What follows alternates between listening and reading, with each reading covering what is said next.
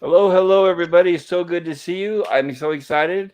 It's for me. It's Wednesday evening, and which means our weekly Gilligan's Island reviews. And tonight we're going to have two really good episodes here that we'll be covering with my excellent co-host here, Gorilla's Random Thoughts. Gorilla, how are you doing there?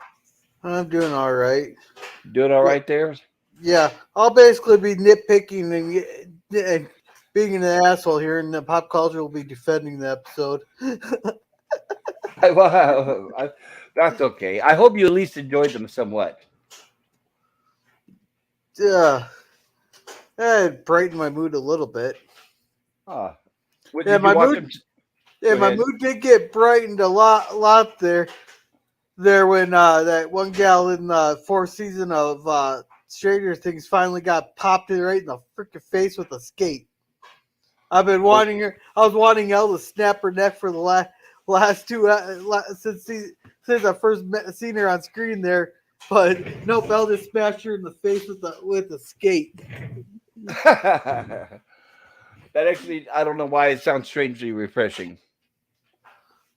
Yeah. And I wanted to welcome uh, the chat. I'm going to pull up here. We've got a new member tonight, a new person. Thank you, Mad Scientist. Hi, all. So good to see you, Mad Scientist, and welcome. Yeah. Oh, And that. looks like, Oh, go keep ahead. going. Keep going. And well, that's just me responding. Welcome, Mad Scientist. Yeah, we'll have more people will be coming into the chat soon as we get the stream started. So I want to welcome everyone, and if you're watching this on the rerun, I hope you enjoyed tonight's show. If you do, please consider clicking the subscribe button, maybe the like, hit the like on the way out, and maybe hit the alert button. So next time we have some streams in the future, you'll get some notifications. We cover different topics actually, and on my channel on Mondays, I do Star Trek the animated series at the 6 p.m. Pacific time, my time.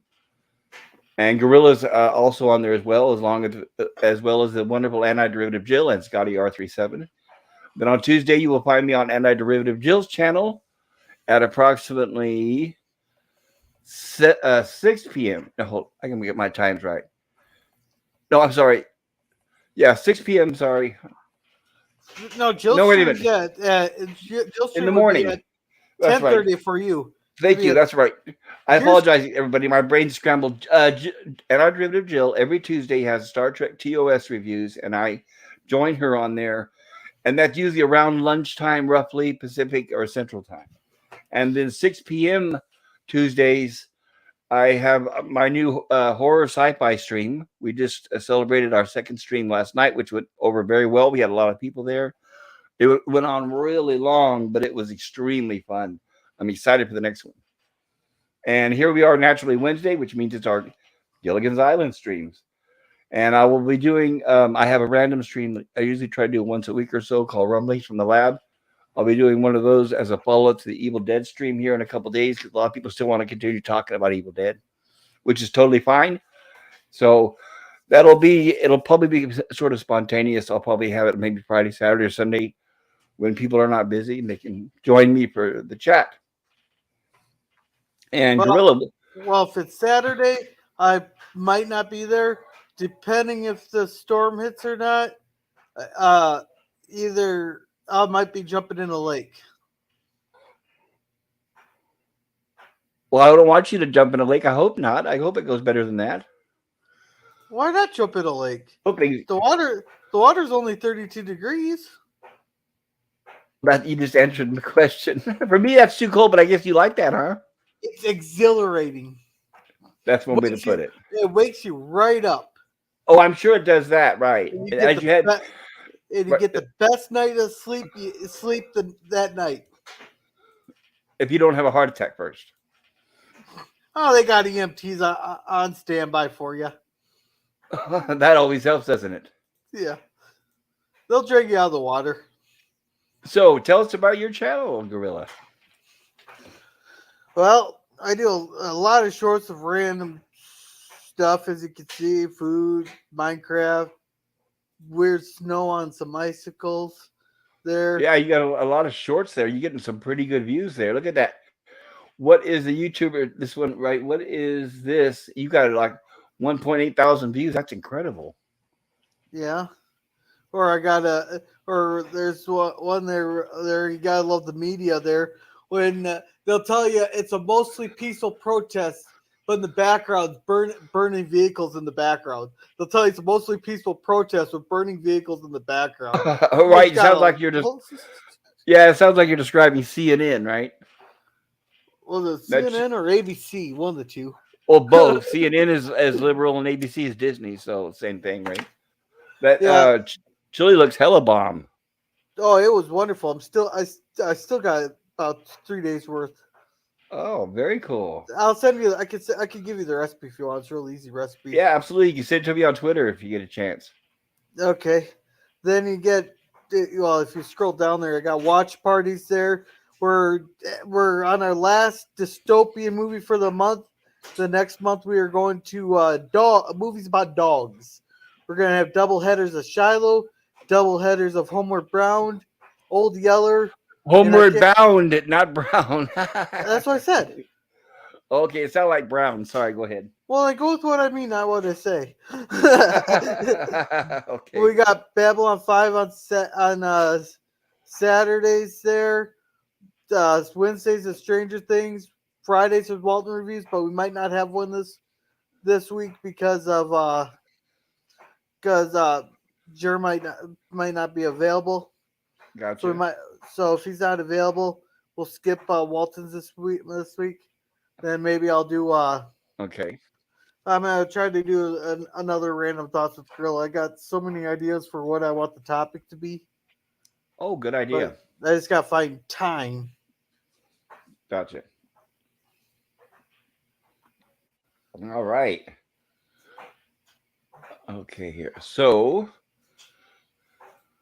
all right, there we go. So, we're going to be getting into tonight's Gilligan's Island episode reviews. The first episode is The Matchmaker. It aired the 20th of March, 1965. By the way, last week I read from the book Inside Gilligan's Island by Sherwood Schwartz, and I read about the introduction of how they were able to hire Alan Hale Jr. as the skipper, where he was working on location in Utah and he hitchhiked to get a ride to Hollywood so he could do his screen test during a Sunday, and how he was selected among many other stars to play the skipper. And tonight I was going to read the part where he gets Jim Backus as Mr. Howell, where the hiring process of Mr. Howell. He basically wrote when Sherwood Schwartz wrote the outline for Gilligan's Island and he had the idea, he pictured Jim Backus in the role. But at the time, Jim Backus was a very busy man and he wasn't sure if he was going to be able to get him. So Jim Backus wasn't able to accept the role. He was busy, he had other obligations, and it wasn't until about 7 days, I believe it was, before shooting started, 7 or 9 days before they started shooting the first pilot of Gilligan's Island, when Jim Backus became available. But my point is, I'm probably going to read that next week because I don't want to bog down the show every week. I don't know if it's a bog down or not, but I'll read from the book every No, other week. it's Because, really interesting stuff. It's not to bog down at all. well, okay, well, I still want to try to keep the short late because I know you're late. You're 2 hours later than I am. No, you're totally fine. Okay, so then I'll do Jim Backus tonight, and then next week I'll do Natalie Schaefer, Mrs. Howell. Okay. Yeah, that's totally good. Okay, this is where I left off last week. So Alan Hale Jr. had been hired as a skipper, and the last thing I read last week was Gilligan and the Skipper provided the broad slapstick comedy. It was urgent to supplement this with wit and satire, comedy of an entirely different sort. Mr. and Mrs. Thurston Howell III were on the island to provide that balance. I had written the role of Thurston Howell III with my good friend Jim Backus in mind. However, there were two problems in casting Jim Backus, both of them crucial. One difficulty was availability. Jim had done a pilot film many months earlier and was still contractually obligated to keep himself available. The second problem, oh, I almost forgot here. I usually show my little picture of him. Do I still have that? Let me see.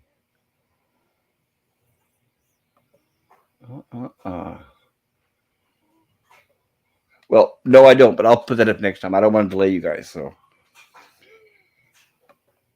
The second problem was money. Jim was a very important actor and had co-starred in a few series of his own, including, let's see, the name of it was I Married Joan. That's right. He played for example, and he was also playing Mr. Magoo. That's my comments. The money for the budget for that role was far less than Jim was accustomed to receiving. Meanwhile, we had found two good character actors who would play the part of Thurston Howell III. Both were good, but neither could give the part the sort of perfection that Jim alone could bring to that role.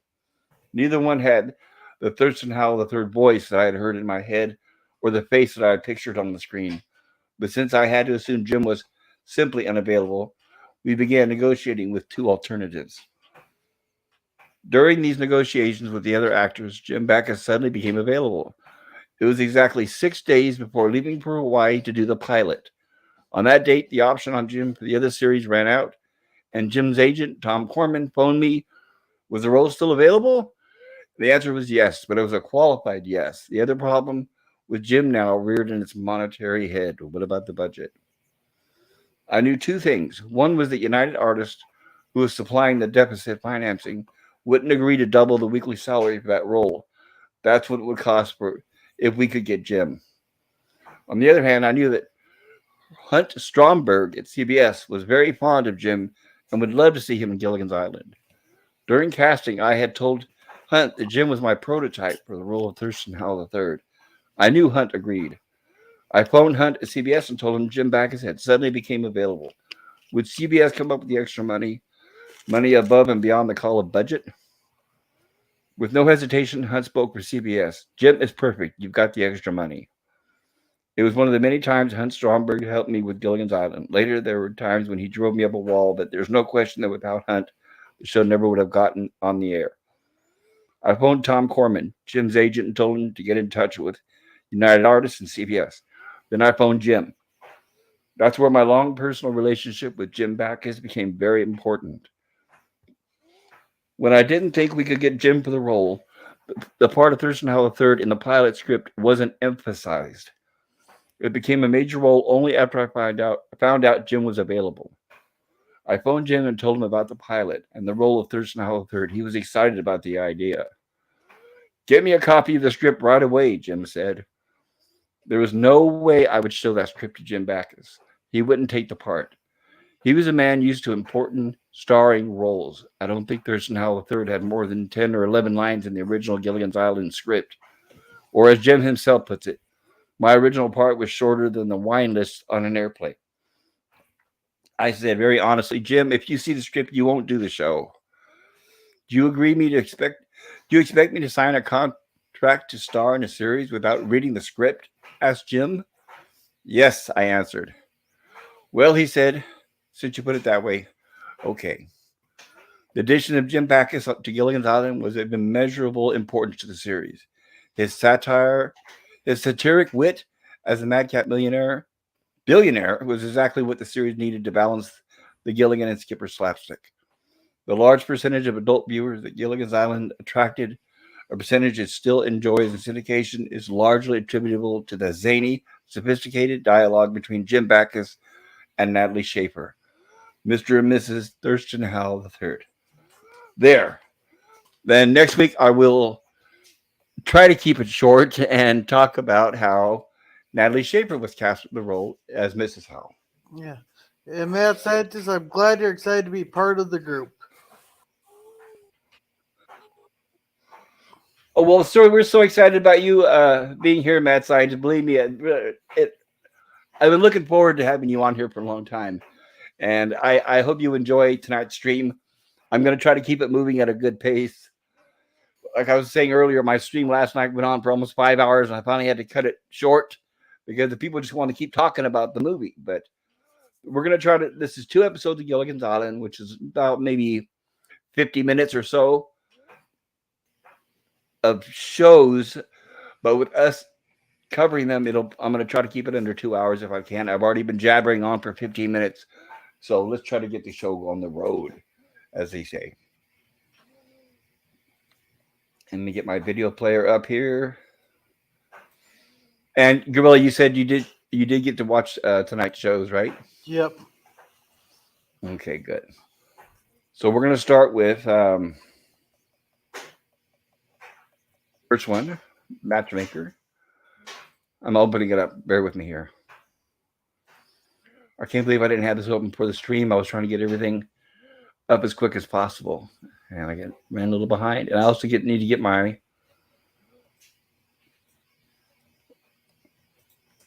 subtitles on.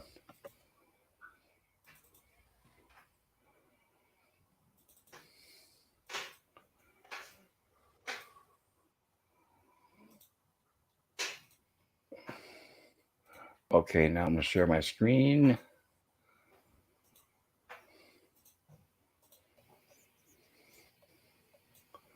We get the size just right so you all can see it without it being all cut up.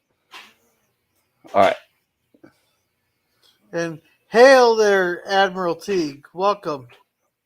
Well, Admiral Teague, glad to see you here. You're just in time. We're getting ready to start our first episode of Gilligan's Island review.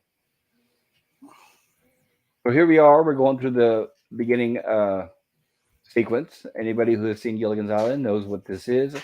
And once again, I have to sorely apologize that I can't play the opening theme. I wish we could.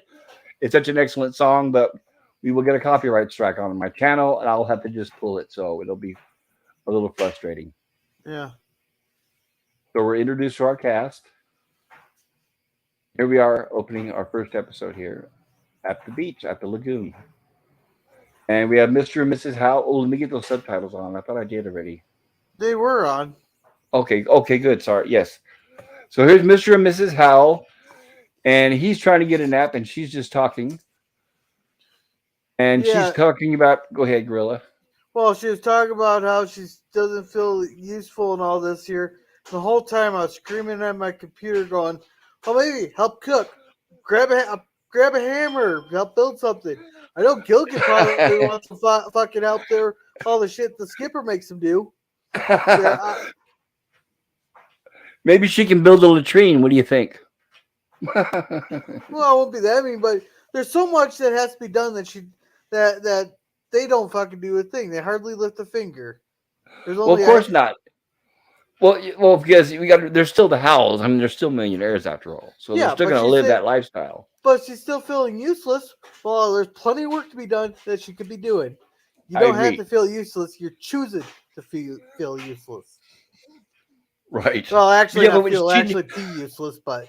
Well, no. What she's saying, or at least the gist that I got from it, was she's missing all the social gatherings with her friends. It's not that she's feeling useless. She's talking about missing social gatherings and social functions. I thought that's the next episode. No, it's this one, isn't it?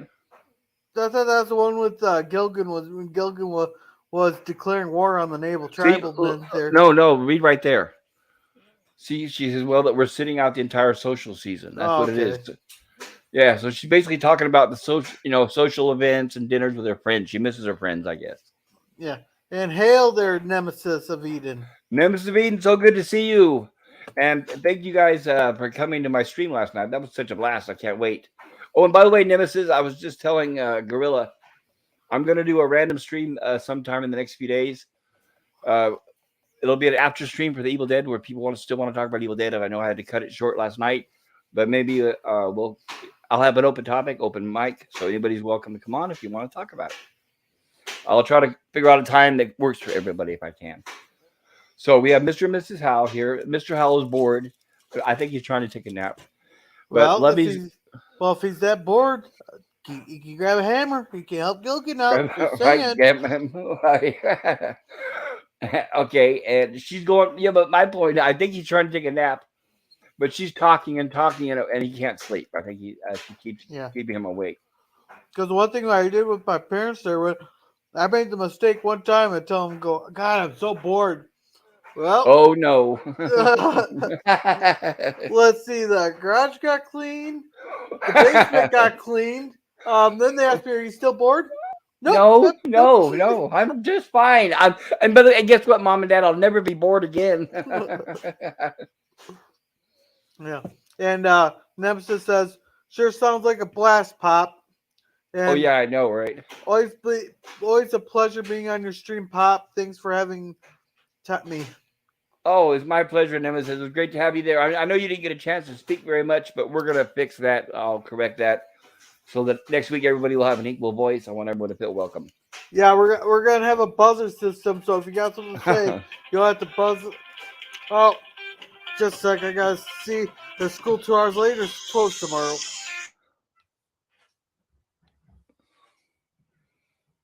Okay, are you on the phone, Gorilla? Yeah, I think Gorilla's on the phone. Okay, so Mrs. Howell is talking to Mr. Howell. How she misses her friends and social events, pretty much.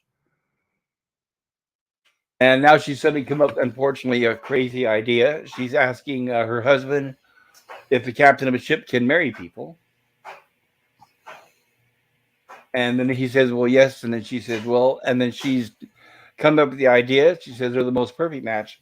Little offbeat, of course. And of course, he doesn't quite know what she's talking about. And he's kind of in and out of a nap. Yeah, yeah, I'm back. God, Everything okay? why did they wait till 9:30 at fucking night to call you? Go, oh, by the way, school's 2 hours late tomorrow. Well, it's a little late to start calling around to see if I actually have someone to watch him. Good thing I got daycare already fucking lined up. It's a little late otherwise. Why is it so late tomorrow? Is it like snowed out or what? Uh, the drift over on the roads.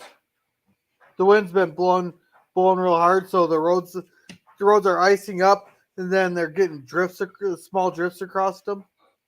Oh, that's not good. Yeah, that's definitely not safe to drive.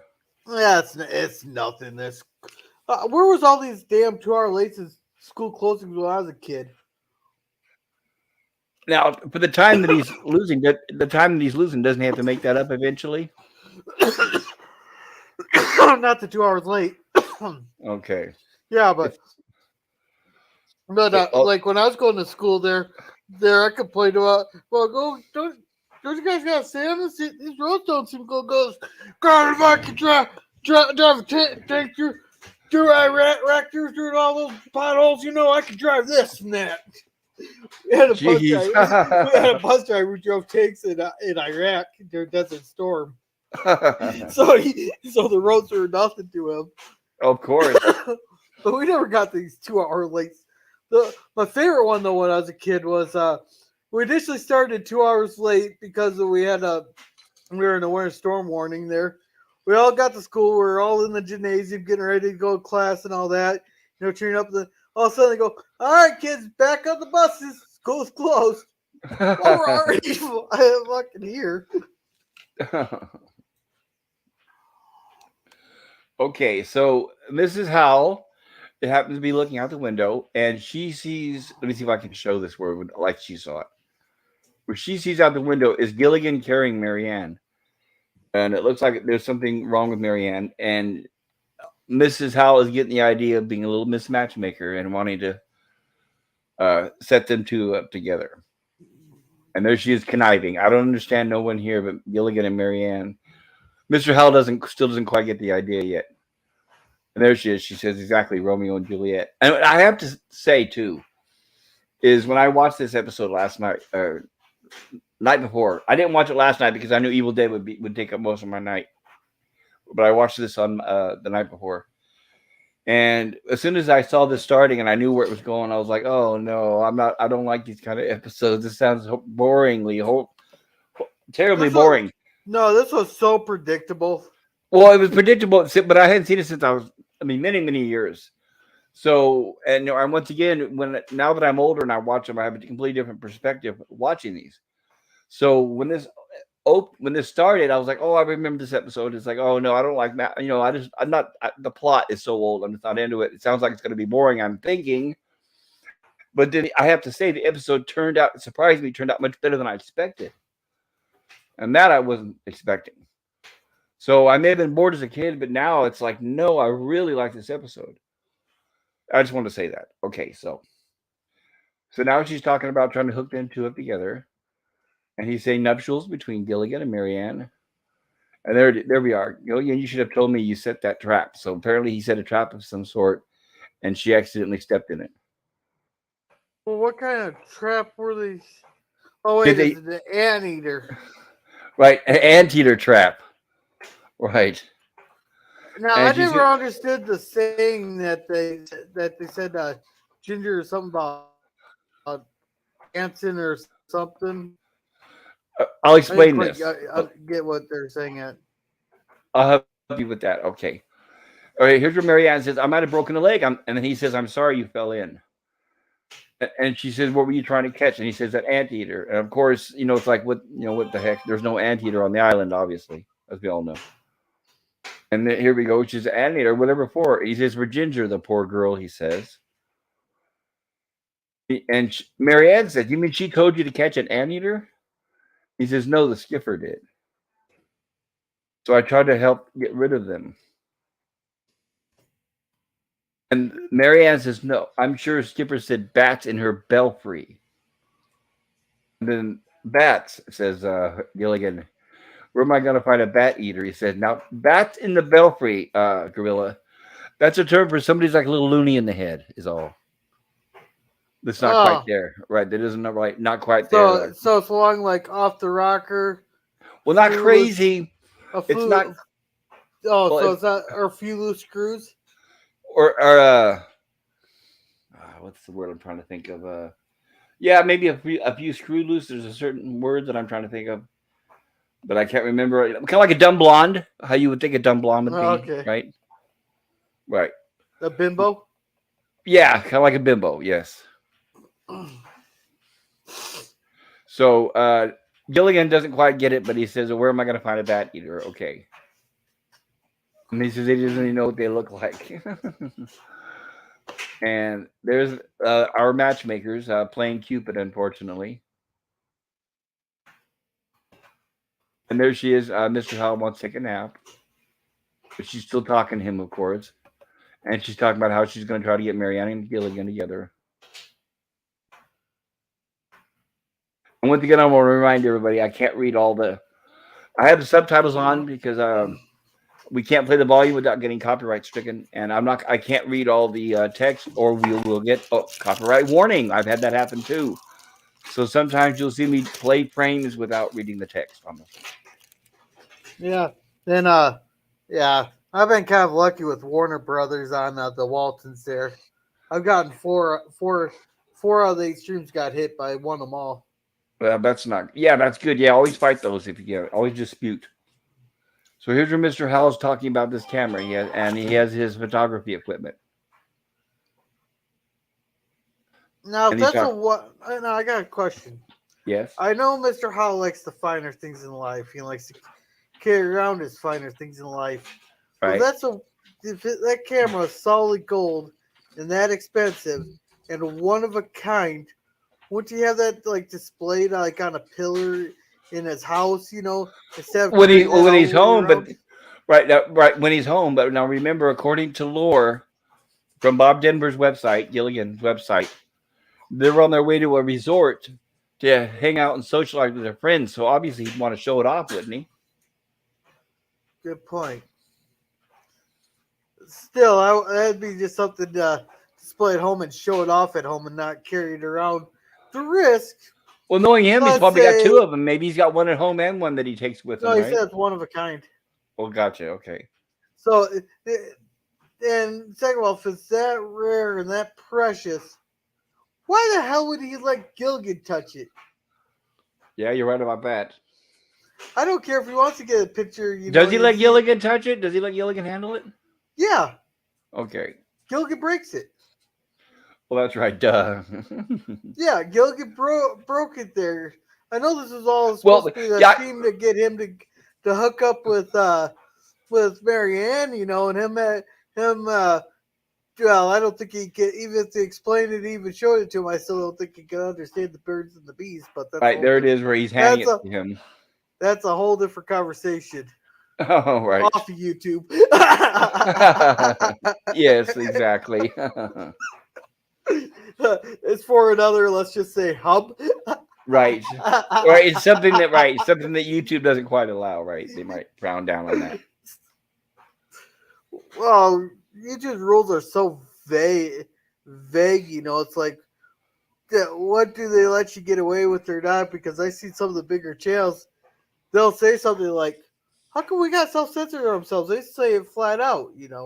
Well, yeah, but Those I've heard just recently that YouTube is starting to crack down on people that are doing a lot of swearing.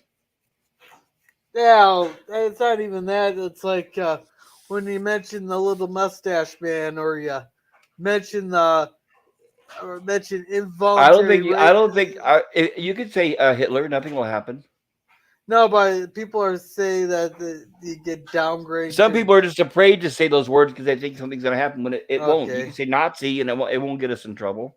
okay. But there's many channels that won't say Nazi, But they said, but the thing is that they think it screws with the and it doesn't. algorithm. It doesn't. Yeah.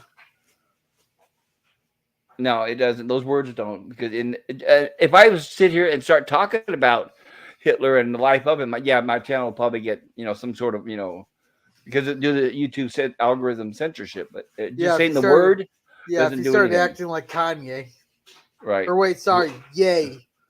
I don't know what that is. Hopefully he can get help soon because it sounds like he's Oh, definitely deranged. well, put it this way. Yay is the only person I've seen that Yay! ever made Alex Jones feel uncomfortable. And I don't know who Alex Jones is. Oh my god. Oh, So I got some. yay for Alex Jones. How's that? I got some. I'll talk to you about this after the stream here. All right, but a warning: if it's politics or a comedian, I'm probably not interested. Oh no. Well, let's just say, yeah, he does a daily podcast. It's like 3 hours long.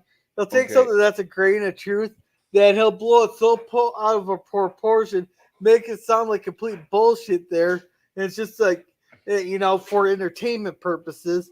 But everything he says has a grain of truth to it. But depending on how much he kind of exaggerates and blows it up, for entertaining, right. there. Okay. I'll have to. So I'm guessing he probably has millions of subs, right? He's been kicked off every platform. Yeah, but does he have a lot of subs? I'd have to look at his Rumble thing. Okay, so here we have Mr. Yeah, he Go was one of the ahead. biggest names when he got banned. Okay, here's Mr. Howell handing the camera to Gilligan, and here's where Mr. Howell wants to protect. Mr. Howell is trying to kind of basically get Gilligan to talk to Mary Ann. And Gilligan falls. There it is. Gilligan steps back to take the picture and unfortunately falls. And the only reason he fell is because Mr. Howell distracted him, but that's a whole different song. Right. And there we are with a broken camera and Mr. Howell not looking very happy. And here we are, Mrs. Howell sewing, and we have Mary Ann powering the sewing machine. Apparently designed by and built by the professor. Yeah, and then they're talking about marriage and stuff. Yes, good old Mrs. Howell doing her conniving ways.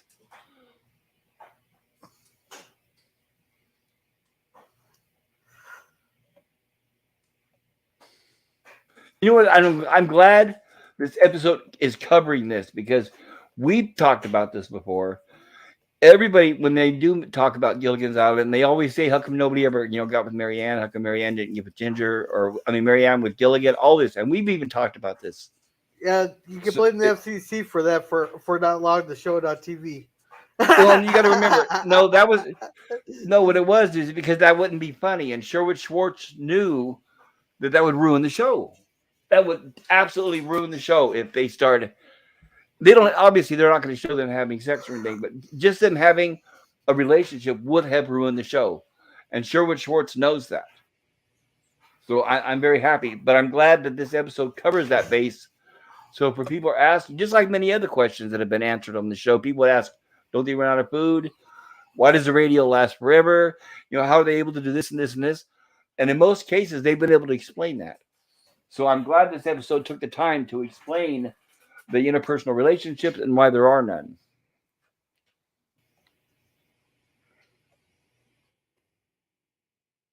And here's where Mrs. Howell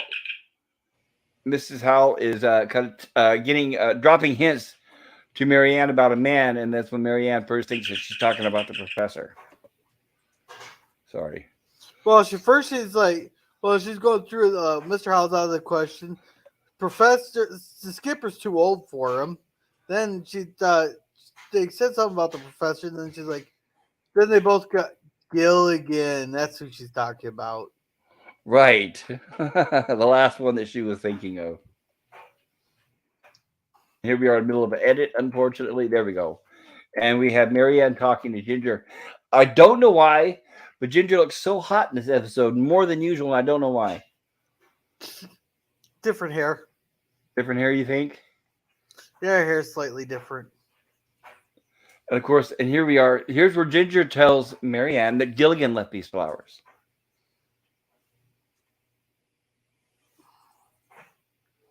Right, and Ginger's saying, "Don't be surprised." By the way, I'm watching the old series called Chips from the 1970s about two highway patrol officers, and the episode I watched last night had Tina Louise in it. Yes, it was so great to see her outside of the Ginger role. Hmm.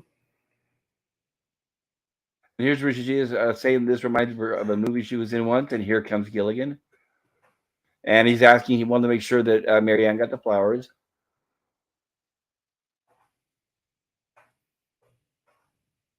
And here she is talking to Gilligan, saying, Gilligan, I just want to say, don't be fooled by appearances. Yeah, a girl can't always express her feelings. Like they'll feel something for you, but they just don't express it. Blah blah blah blah blah blah. Right, exactly. And of course, he doesn't understand what she's talking about at all. Yeah, he thinks it's Ginger. Yes, sometimes a certain girl feels the same way as a certain fellow. Now he's starting to think, oh, which is exactly what he says. Now he's thinking about the bats in the belfry line. And here we are, Skipper and Professor, trying to get him all dressed up. And Skipper is admiring, noticing, well, our little buddy here is becoming quite a social lad. And Gilligan's getting all dressed up, got his hair combed. And here's they're telling him that he misunderstood about Ginger.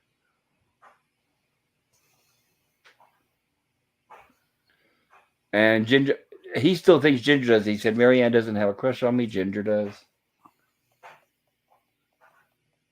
And here he is at the Howell's hut. He's been invited for dinner. And she says, oh, Gilligan, come and take this chair. I'll go back because we missed probably what they said, obviously. Right, it's the most comfortable. It's the least we could do for your help this morning, they're saying. But I broke your priceless solid gold camera. Oh, there's someone at the door. Come in. And by the way, in reality, if Mr. Howell ever makes it back to civilization, I'm sure he can have the camera repaired. The worst that'll happen is that the roll of film that was inside was exposed, and he won't be able to use that. But I'm sure the camera can be repaired. And there we are. Oh, someone's at the door. What a coincidence. What a surprise. Someone's at the door.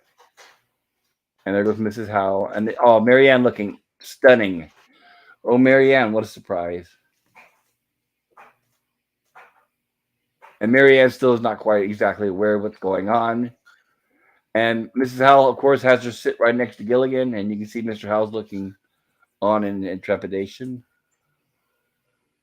And here's, of course, the first thing Mrs. Howell says is that an excuse for them two to leave. Don't they have some champagne cooling in the stream?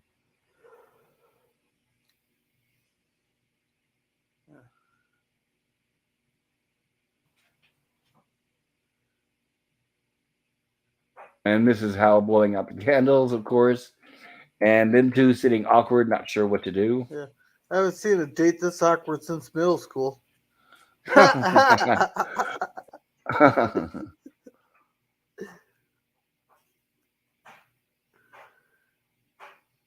And Gilligan asks her if something's bothering her. And here's where she says, thank you for the flowers. And he says, oh, I didn't give you those flowers. Mrs. Howell did. And then now she's starting to figure that something's going on here. And now he realizes that she's the one that's got the crush on him and not Ginger. And now she actually sounds a little disappointed. I guess it was a little misunderstanding, huh? And now Gilligan's starting to feel a little right. Gilligan's now everything's starting to get really hot all of a sudden for Gilligan.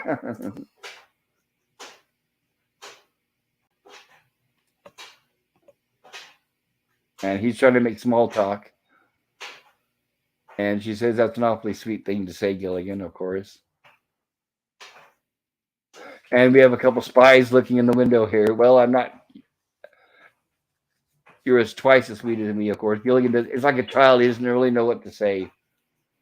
And of course, Mrs. Howell, Thurston, let's show them what real happiness is, she says. Oh, like that's a smart idea. You could So tell. they come in. You could totally tell where this episode was going as soon as they said that. I know, right? So Mr. and Mrs. Howell enter the hut, and they're going to give them an example of what a happily married couple is.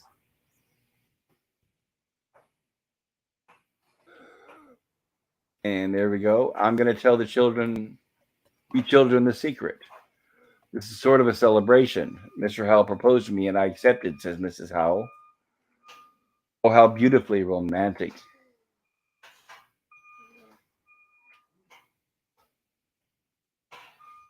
And Thurston took me to the most enchanting little restaurant. Do you remember, sweetheart? Well, how could I forget? A prime bit of income property, of course. He's looking at it as a value. Hey, if any woman asks if you remember, that's a trap.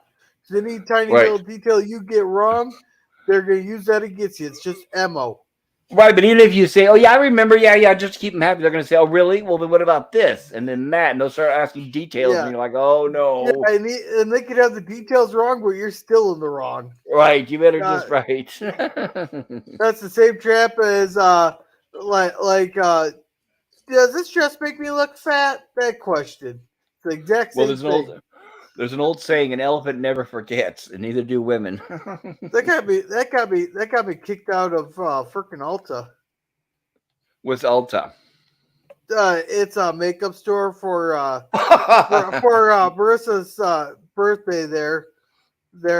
I took her out to Sioux Falls there, and I took her to Alta there. I handed her $50 and go, here, get what you want. That was her birthday present there. And, and the one lady there, we're looking at the stuff there's one eyeliner they wanted like $50 for. It's like a little pencil thing and all that. And the one lady came up. Jeez. Oh, I'm not even done. But the one lady came up and asked if we need help with anything. I was like, God, at these prices, there, at least you could do is offer some loop to come with it. I was like, Jesus Christ, just bend you right over, ram it right in. Why don't you? Well, anyhow, we ended up going back out there a couple weeks later just to get out of town and all that. Right. We ended up stopping back at Alta and Gilligan because I got kicked out of there. They told me I wasn't welcome back. And Oh, how could they? but anyhow, I walked in, and as soon as I walked in, the lady's like, "Hey, didn't I tell you you're not welcome back here again?" I looked right there. I was like, "Oh God, I guess elephants really don't forget." Yes, exactly. And I got kicked out again before I even two steps into the damn store. Jeez, the nerve of some people. Well, I guess I deserve to get kicked out, but that's a whole different song. I don't know. Well, it's not like she didn't deserve to hear what you said. Yeah. So here's where Mr. and Mrs. Howell are having a little disagreement on the location of where the restaurant is, or was that they visited. We had pâté de foie gras. And here's where she says that his memory isn't quite what it was. And of course, Mr. Howell doing his best to avoid an argument. Who's the most devoted? And he says, I'll drink to that. She says, here's to Lovely, who looks lovely tonight, he says. As she did 20 years ago. Of course, but that makes her feel good to hear that. I thought she was going to say something like, 21, dear. 21 years right. ago, dear. Right. I was seriously expecting that. Or her saying, it was 10 years, honey. And he would have said, well, it felt like 20. I would have gone that far on it, But I was expecting to be like, it was like 21, you had to be precise. Right. Well, they're not going to agree on every little. They're going to agree on every other thing they're saying, and not everything they're saying. I guess that would be a little too much. I'm guessing. And Mr. Howell said, "May I say, 20 years ago, what a vision of loveliness." Flaming red dress. And then he mentioned that she had a flaming red dress. And this is her response: flaming red dress. I never had a red dress in my life, she says. And Mr. Howell says you must have rented it. And here we go. And now they've got the attention just like they wanted, but not quite what the kind they wanted. And there she is getting suspicious. Thurston, you must be remembering somebody else. And him doing his best to try to avoid what he what he knows is coming. He walked right into that trap. There, he walked right into that trap. Yep. Here and he says, "Well, you're always." She says, "Well," and you snore. And then he says, "Well, you're always clicking your nails." And that's when she says, "Clicking my nails."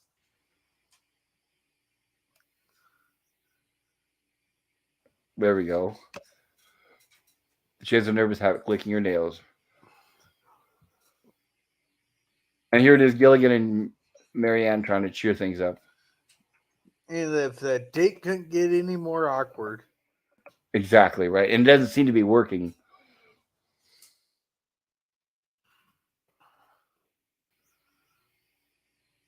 And here they are talking about nitpicking things. Pet peeves, I guess you could say.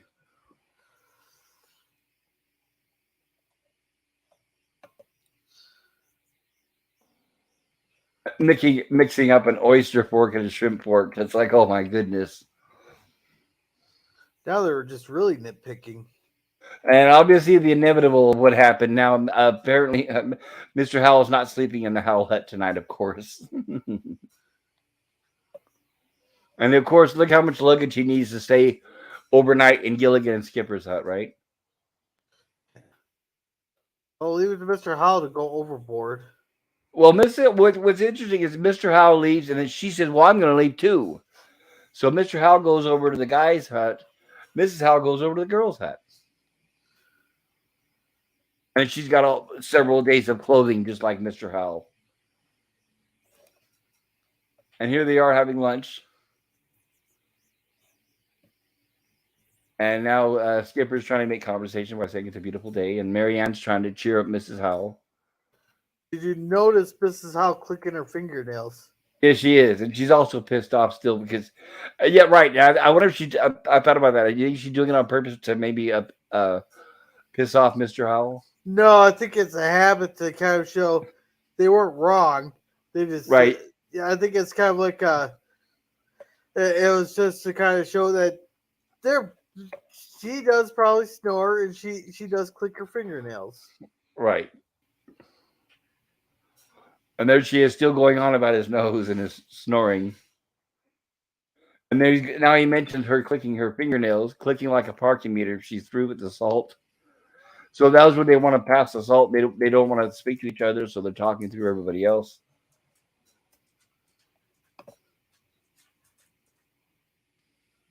So you tell that gentleman with the nasal disturbance. But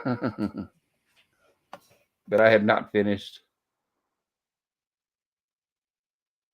And here's where Skipper's trying to calm them down.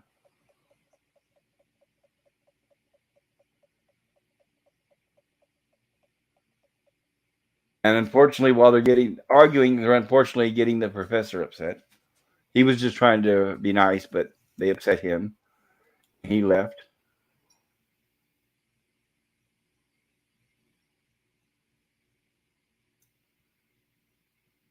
And there we are. We have Ginger snapping at Gilligan. And Mary Ann defending Gilligan. I thought I muted my phone by just to make a noise.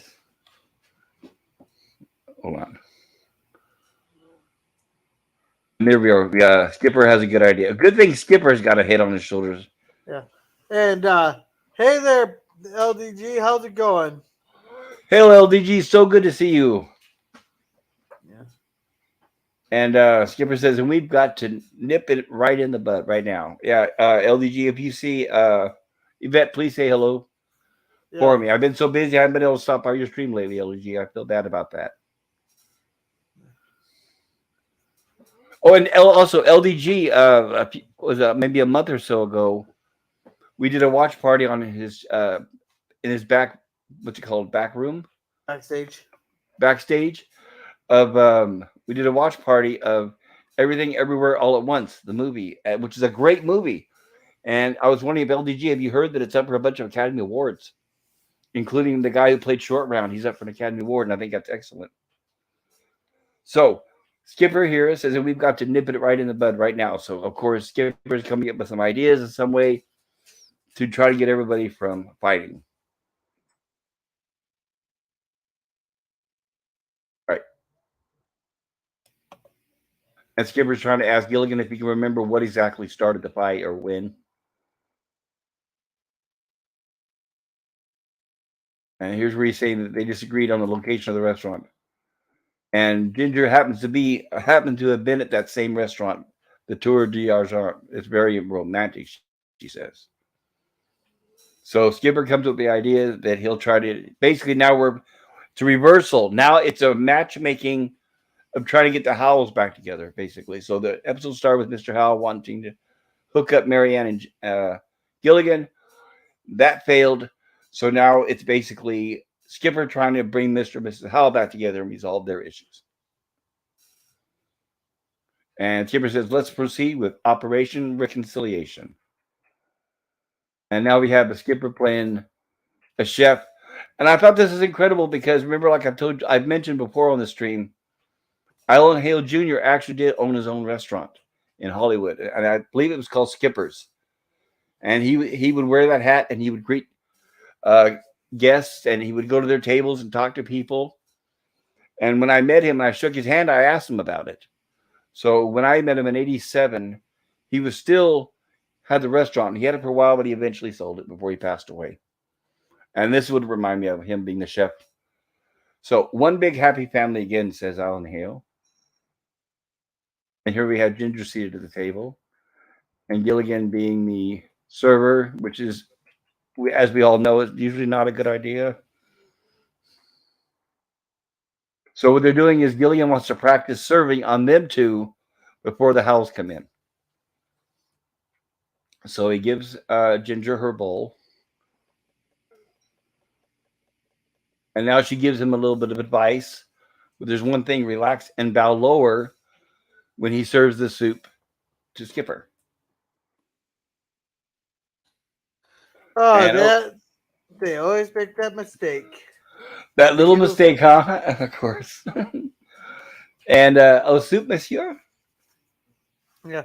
And unfortunately, go ahead. Hale Oiler Greg says, hi, everyone. I'm out romping around tonight, but I wanted to say hi and leave a like. Have a good show. All right. Well, thank you, Oiler Greg. So good to see you. Thank you for stopping by. You have fun going romping around. Right. And drive safe, sir. And the Skipper is a little frustrated because he ends up wearing the suit, of course. Does he expect anything less? All right, especially with Gilligan, of course.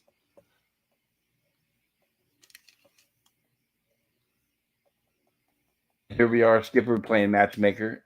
So, and for our plan to work, we've got to make a perfect duplicate of that perfect evening 20 years ago. So here we go. So here we are. So they have the Howell hut decorated like this, the best they can, with some hand-painted signs of the name of the restaurant.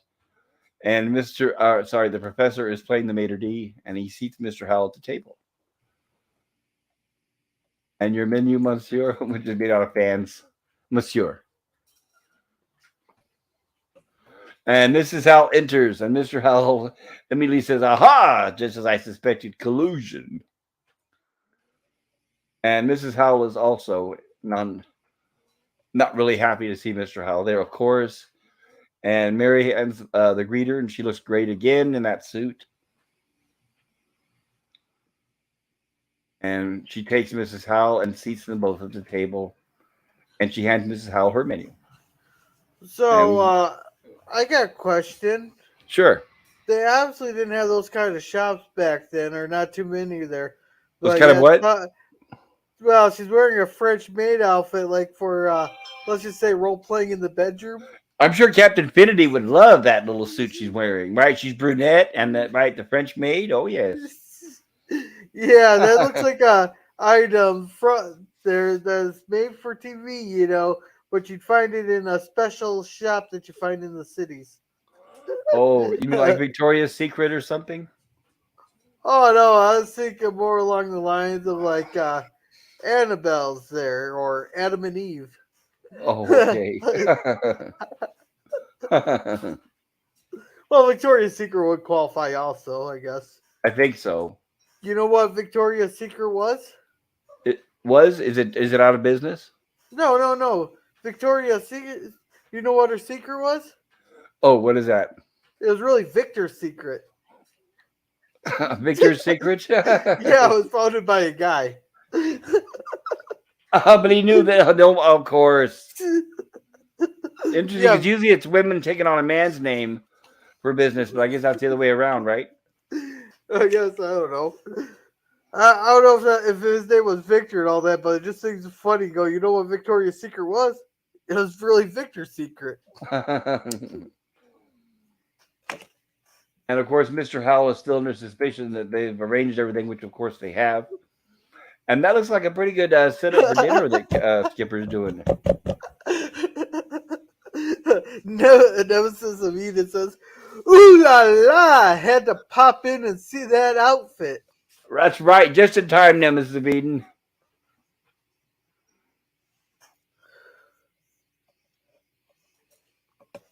And here we go, Professor as the host, which I think this is really cool here. Good evening and welcome to the Diagent. Mr. Howell still being highly suspicious. This is the part I really like. This is the part that when I was a kid, I was like bored to tears. But now I love it. Gigi does such a great job singing, and it's actually her voice, and she sounds excellent, and it's very sultry. So I actually, it's a completely different outlook on this scene here from when I was a kid. Because, like I said, when I was a kid, I thought it was boring.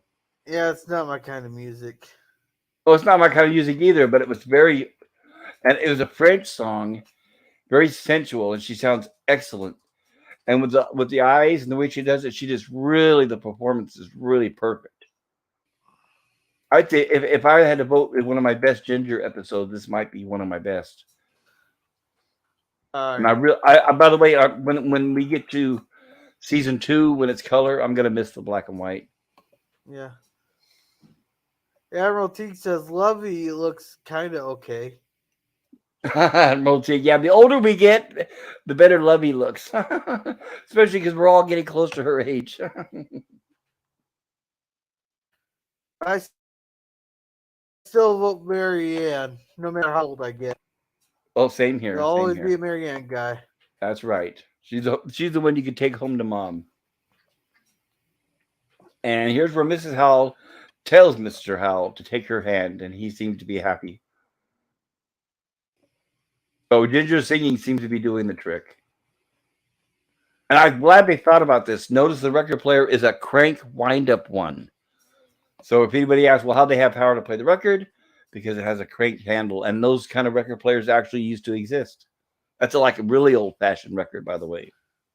Record player. How long could a record last on a crank? One big record, one LP, they called it. It's an LP. Okay.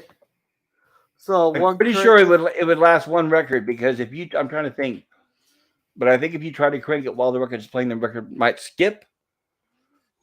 But I don't know. The last time I saw one of those, I was a kid, and I'm trying to remember, but I think it last an entire wind. Give me just a second. Be right back. Oh, you're googling it, or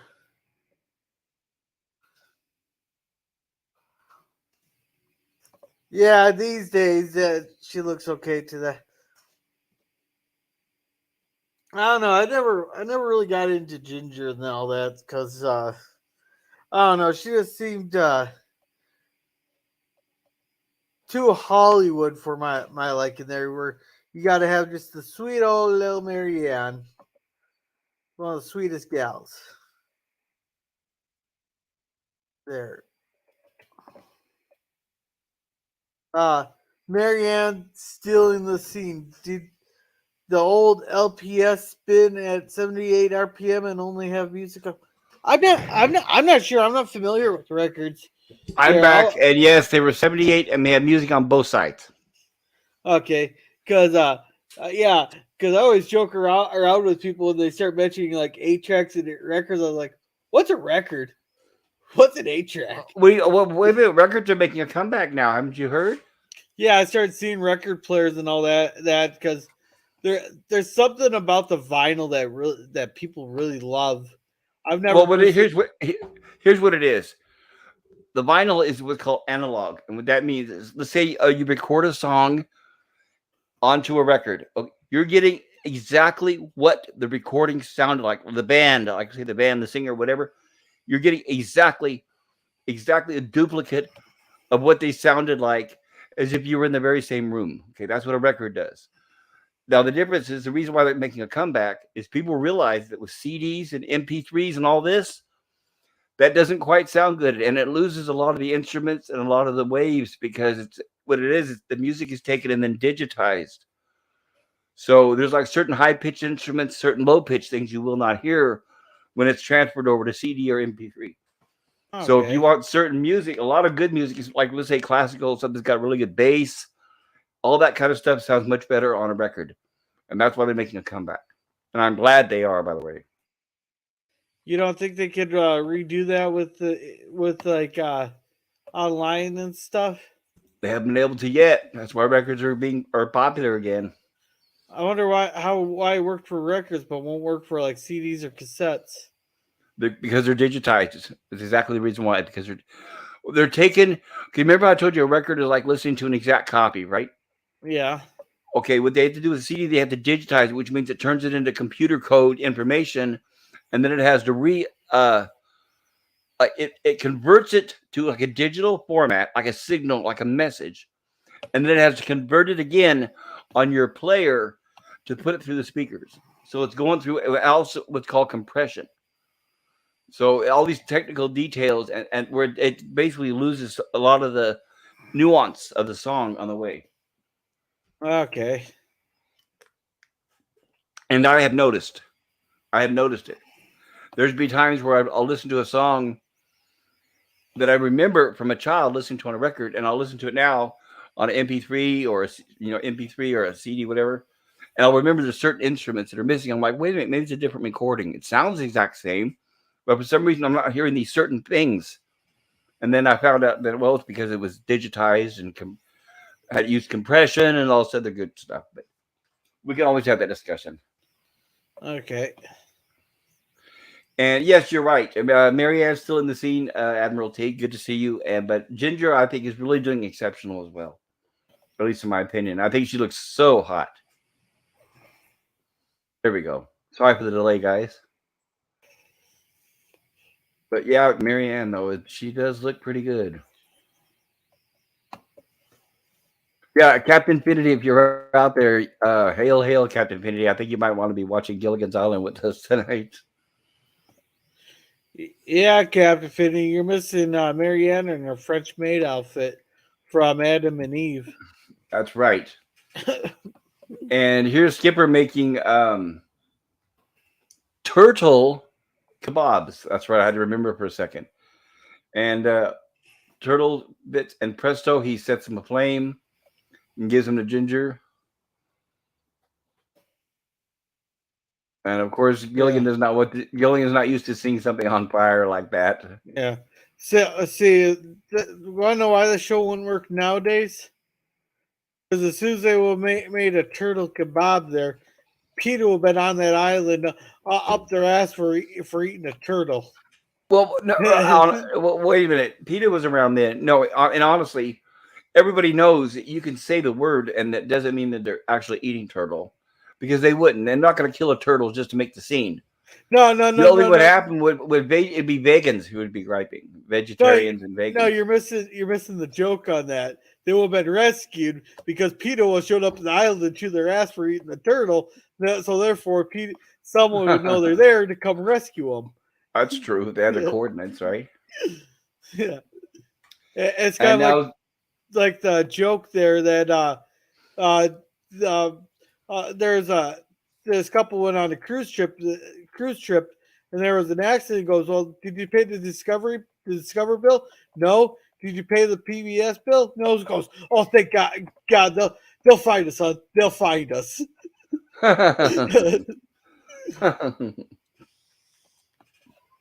So Gilligan does not know what to do with these kebabs because they are burning.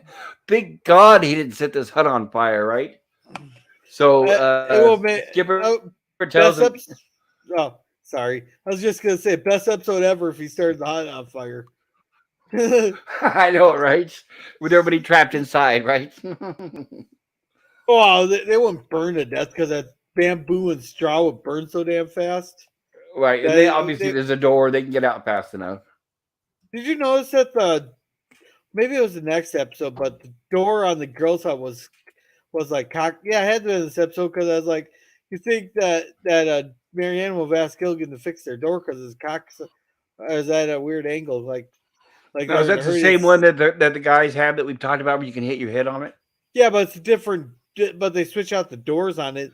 It's kind of like the person whoever set up the props for the scene, or Yeah.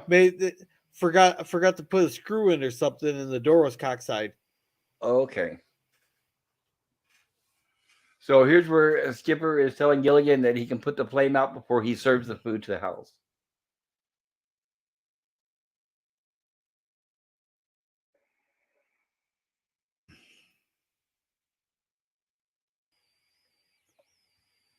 And of course, Gilligan does not know how to say hors d'oeuvres, so he says, "Here you are, nice flaming hors d'oeuvres." And the house seems somewhat impressed.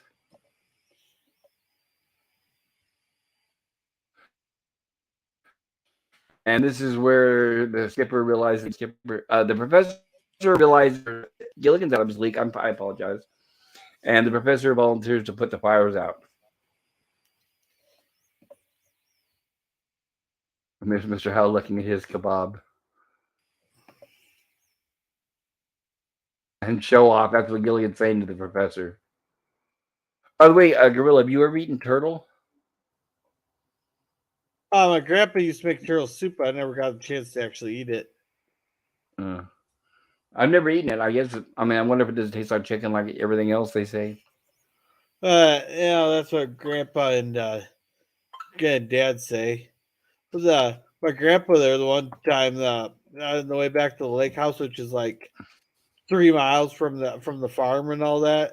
That there Right. they're talking about they're on the way back from the lake house there. There in the gravel road there. There's a big old snapping turtle there. Well, Grandpa stopped the car and he went and threw the snapper right in the trunk and got back in the car. Went and like the mile and a half left they had to go there. That turtle tore that whole trunk apart. Wow, It really? smashed everything. It smashed it slashed up the carpets there. It cut the wire. It smashed like the plastic around the back light there, and it slashed the The tail wires to lights? the tail lights and everything. I mean, Oh, like to fix it there. In today's money, it'd probably be about $400 or $500 worth of damage for a that's what I was turtle. thinking. I'm sure definitely wasn't worth it. I don't know what it would have been back then, but It it still got sounds like a nuisance, though. So what do you what do with the turtle? ate it. Oh, okay. Do you That's have an why he idea how he grabbed it. kills it? You just gotta chop the head off Well, and I then bet you he gut was it. even more mad when he saw the trunk. He was like probably more upset to kill it, right? Well, he can't be upset because he's the one that did it. He Right. can't So how blame do you that one on the kids. how do you kill a snapping turtle? Just chop its head off. And, I can't believe I asked that silly question. So, and now, ladies and gentlemen, for her second number, says the professor, Ginger will present a dance she created in her film, The Hula Girl and the Fullback. It's always some cheesy name, like a B movie. Oh yeah, Mrs. Howell's going to really enjoy that with Mr. Howell ogling over her. Oh, I Ginger. know, right? And every time Gilligan tries to take the tray to the table, Ginger unfortunately gets in the way. You figure Ginger would know what she was doing. Yeah, you think, but Ginger looks great in that dress. And of course, look what happens.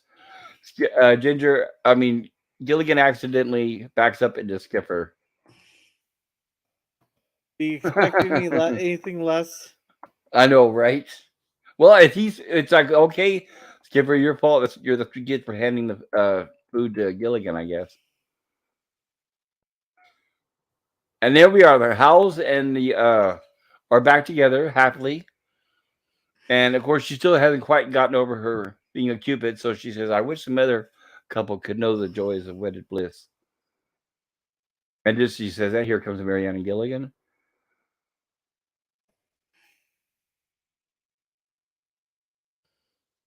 And then, of course, she says, "Thank heaven that wasn't talking about them."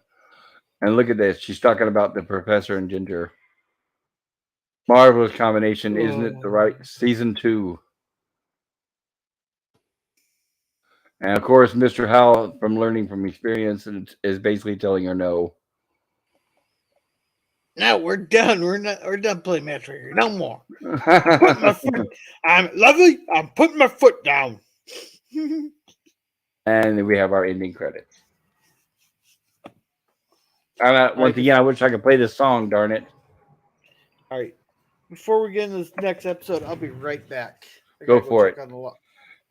And I want to say, once again, I want to say, because I know I've been kind of busy, hello to everybody in the chat. I'm so happy to see Mad Scientist and Admiral Teague. Thank you for joining us tonight, Nemesis of Eden. It's still so great to see you guys. And LDG, of course, especially.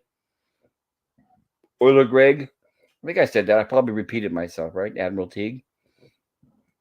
But our next episode that we're going to be covering. Oh, by the way, everybody, I did put a poll in the chat.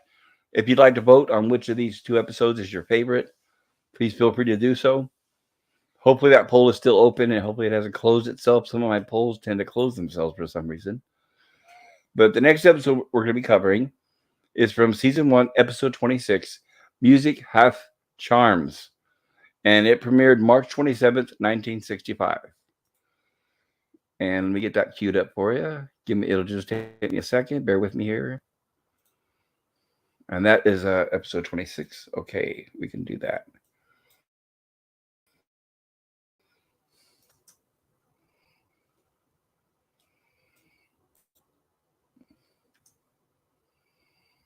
And let me get my subtitles all set here.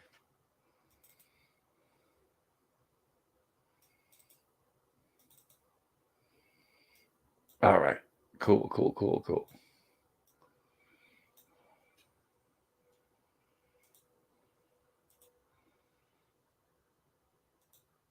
There we go. Now let's see if I can do this without messing it up. All right. So we have our opening titles and introduction to our wonderful boat and Skipper and Gilligan, and we're off for the 3-hour tour.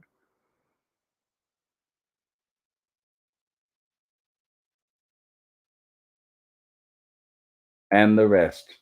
And by the way, as you all know, starting season 2, it won't be and the rest. We'll officially have the Professor and Mary Ann as part of the opening song. Here we are. We open up with The Jungle. And once again, produced and directed by the fantastic Jack Arnold, master of a lot of horror movies, Universal horror movies, and things like that from the 50s and 60s, including my mind goes blank. Creature from Black Lagoon. That's it. Creature from Black Lagoon, among many others. So we have Gilligan playing a drum. And Mrs. Howell comes along.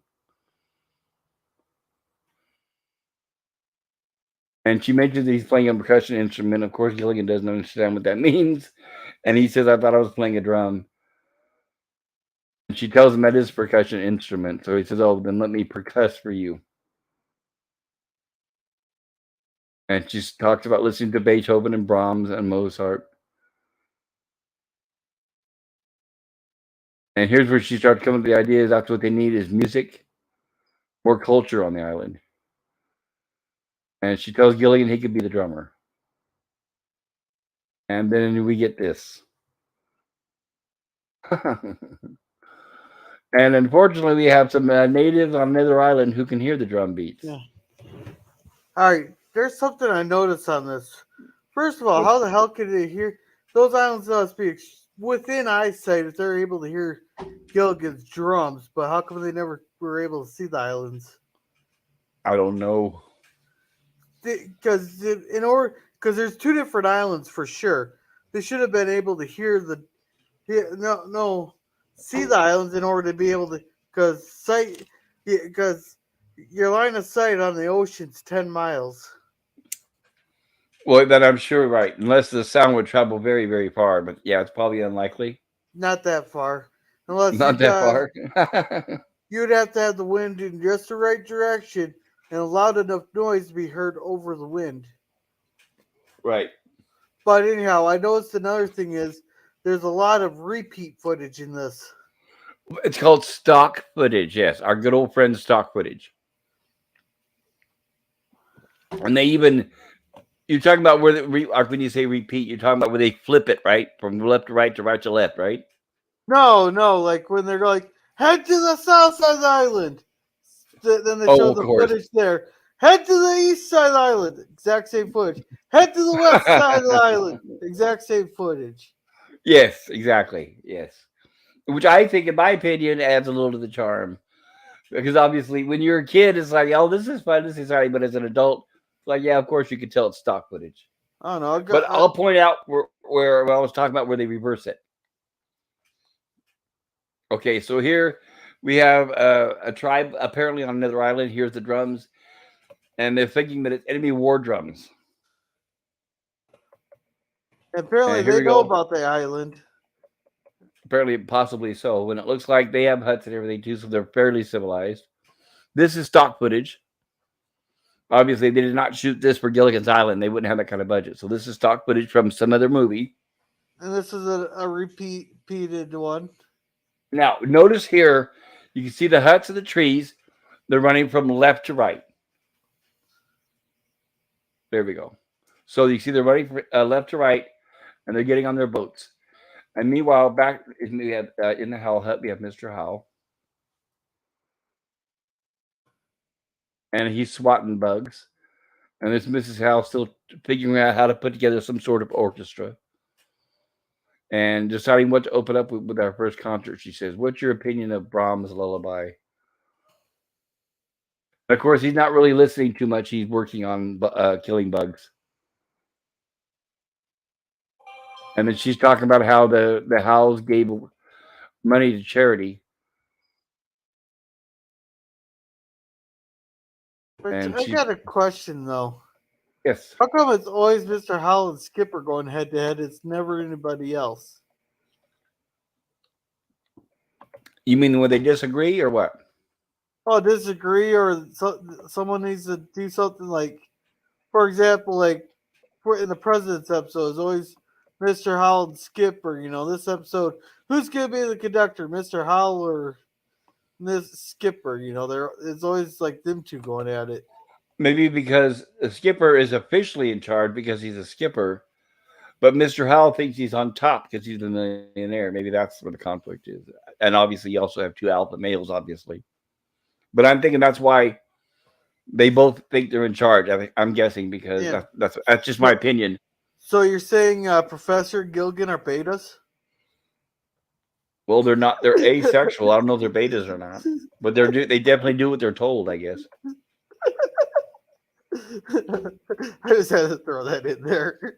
And also, I think part of it is remember that letter from Bob Denver on his website said that according to lore, now not canon, but according to lore, Skipper was employed by Mr. Howell, and that's how they came to be, and that's how they ended up on his boat.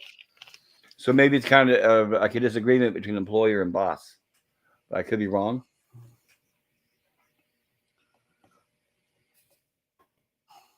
And here she is talking about a good conductor. And of course, Mr. Howell immediately volunteers for that.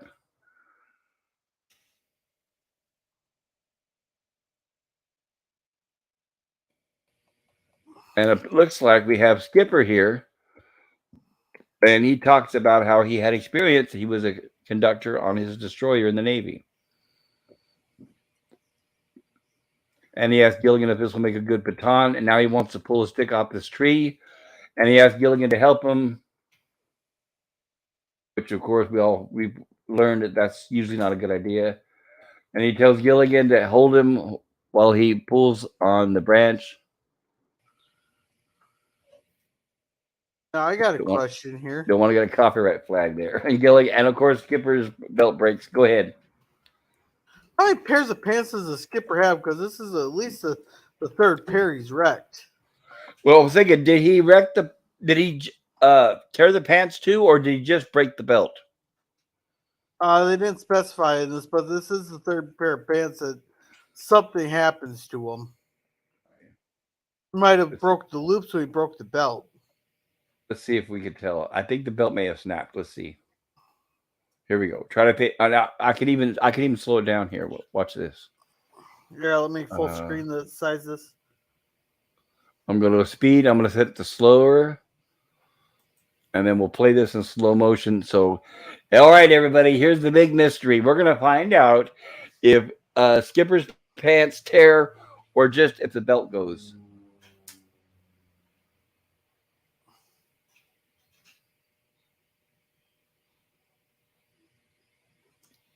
So there it is. What do you think? Looks like he broke a loop or two.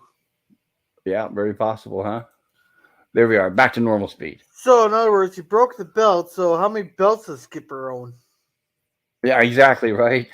Good. Well, I technically have 3 belts, but 2 of them, one I don't like. The other one's getting to be a little bit too small.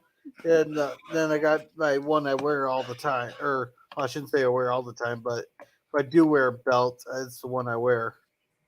Okay, I don't know. And me, interestingly enough, I've only ever owned one belt at a time.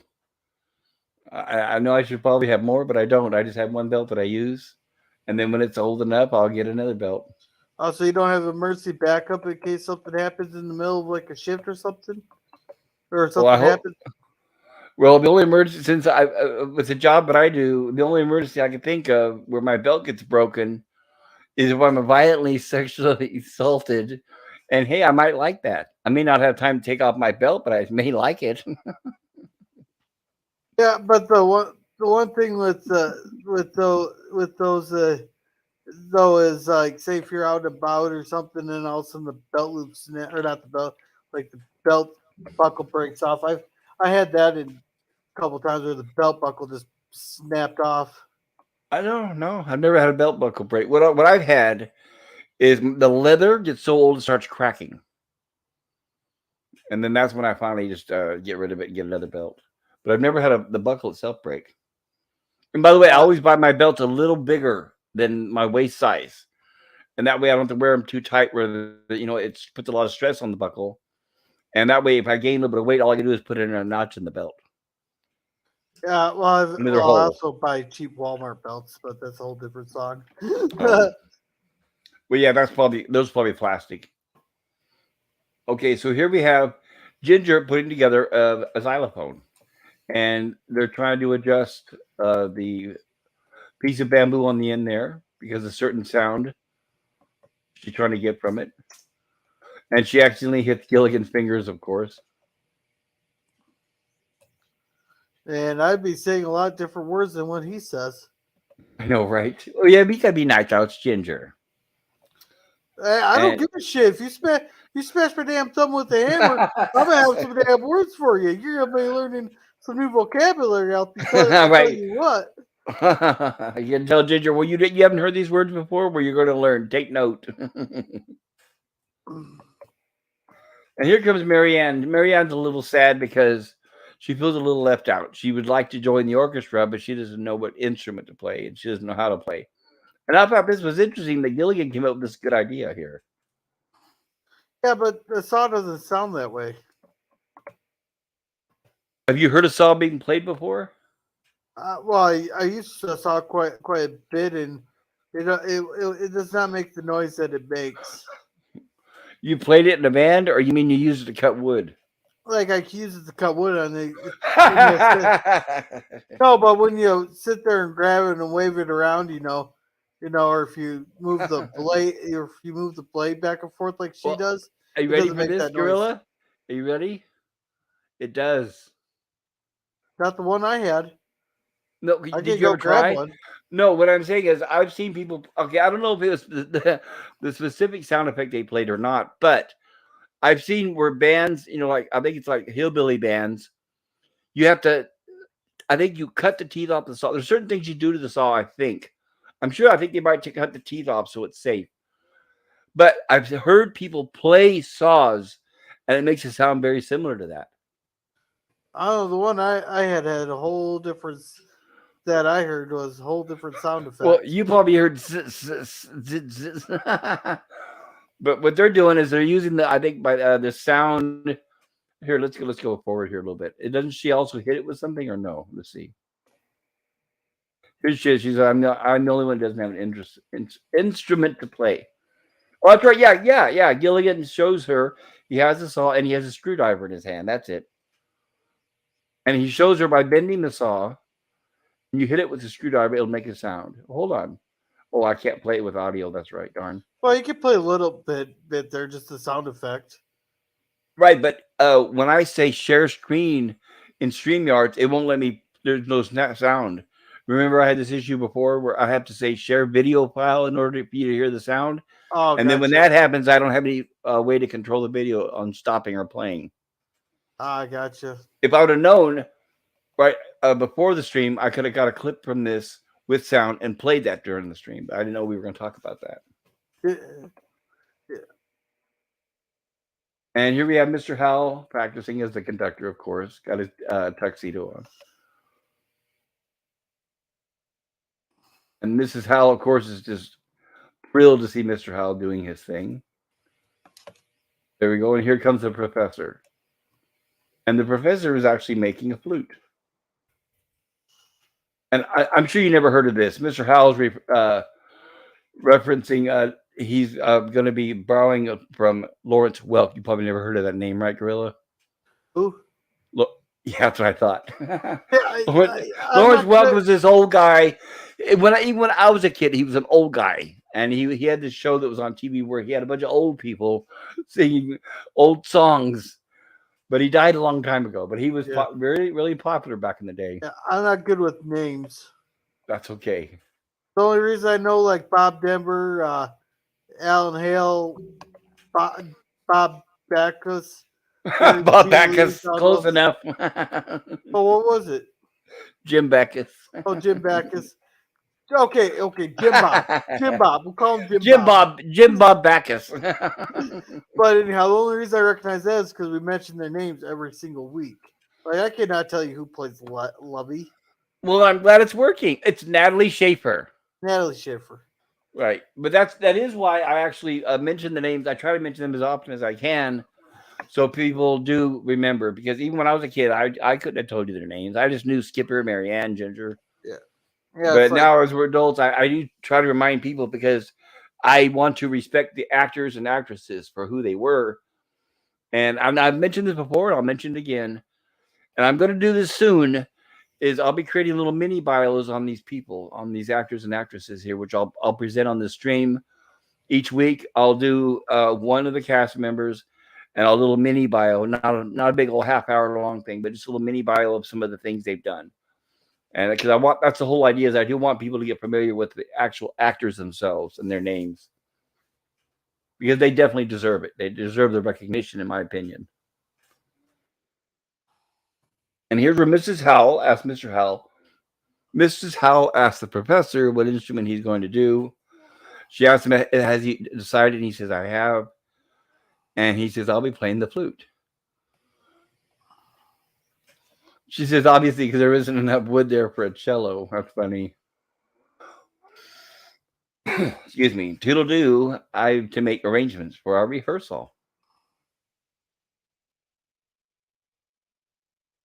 And let's get ready for the rehearsal. Okay. And there's the professor trying out his new flute. Off-key music, which means it is the professor, but it's still not quite in tune. And we have the skipper eavesdropping, I guess you could say, or watching. And here's where the skipper walks in, and he doesn't understand why Mr. Howell is being a conductor because skipper. This is what you were talking about earlier, Gorilla. Skipper says he wants to be the conductor. So Skipper says, "Just what do you think you're doing?" And Mr. Howell says, "I'm getting ready for rehearsal for the Yeah. concert. You see, Okay. here it is. Go ahead." Yeah, Nemesis is backing you up on this. He says playing a saw is actually playable. The more you bend it, the higher the pitch. You use a bow to play it. Most people won't cut the teeth off. Will or will not? Will not. Will not. Okay. Maybe it's not necessary because if you're smart enough to figure out how to play it, you're smart enough not to cut yourself. Yeah, but you gotta remember, it's Gilligan's idea. It was, It's that's Gil. what I'm saying. It was actually a pretty good idea for Gilligan. You've seen Yeah, where the people like they play like a moonshine jug, yeah. right? It's stuff like it was those kind of kind of like hillbilly bands that I would see play saws. I'm sure there's videos on YouTube. Oh, everything's on YouTube, no matter how stupid. It's always on YouTube. Yes, yes, that you're right. My channel's on YouTube, so there's proof right there. So here we have the skipper saying, "Oh, there must be some misunderstanding." And of course, now they start insulting each other. That looks like a long toothpick or a short wool cube.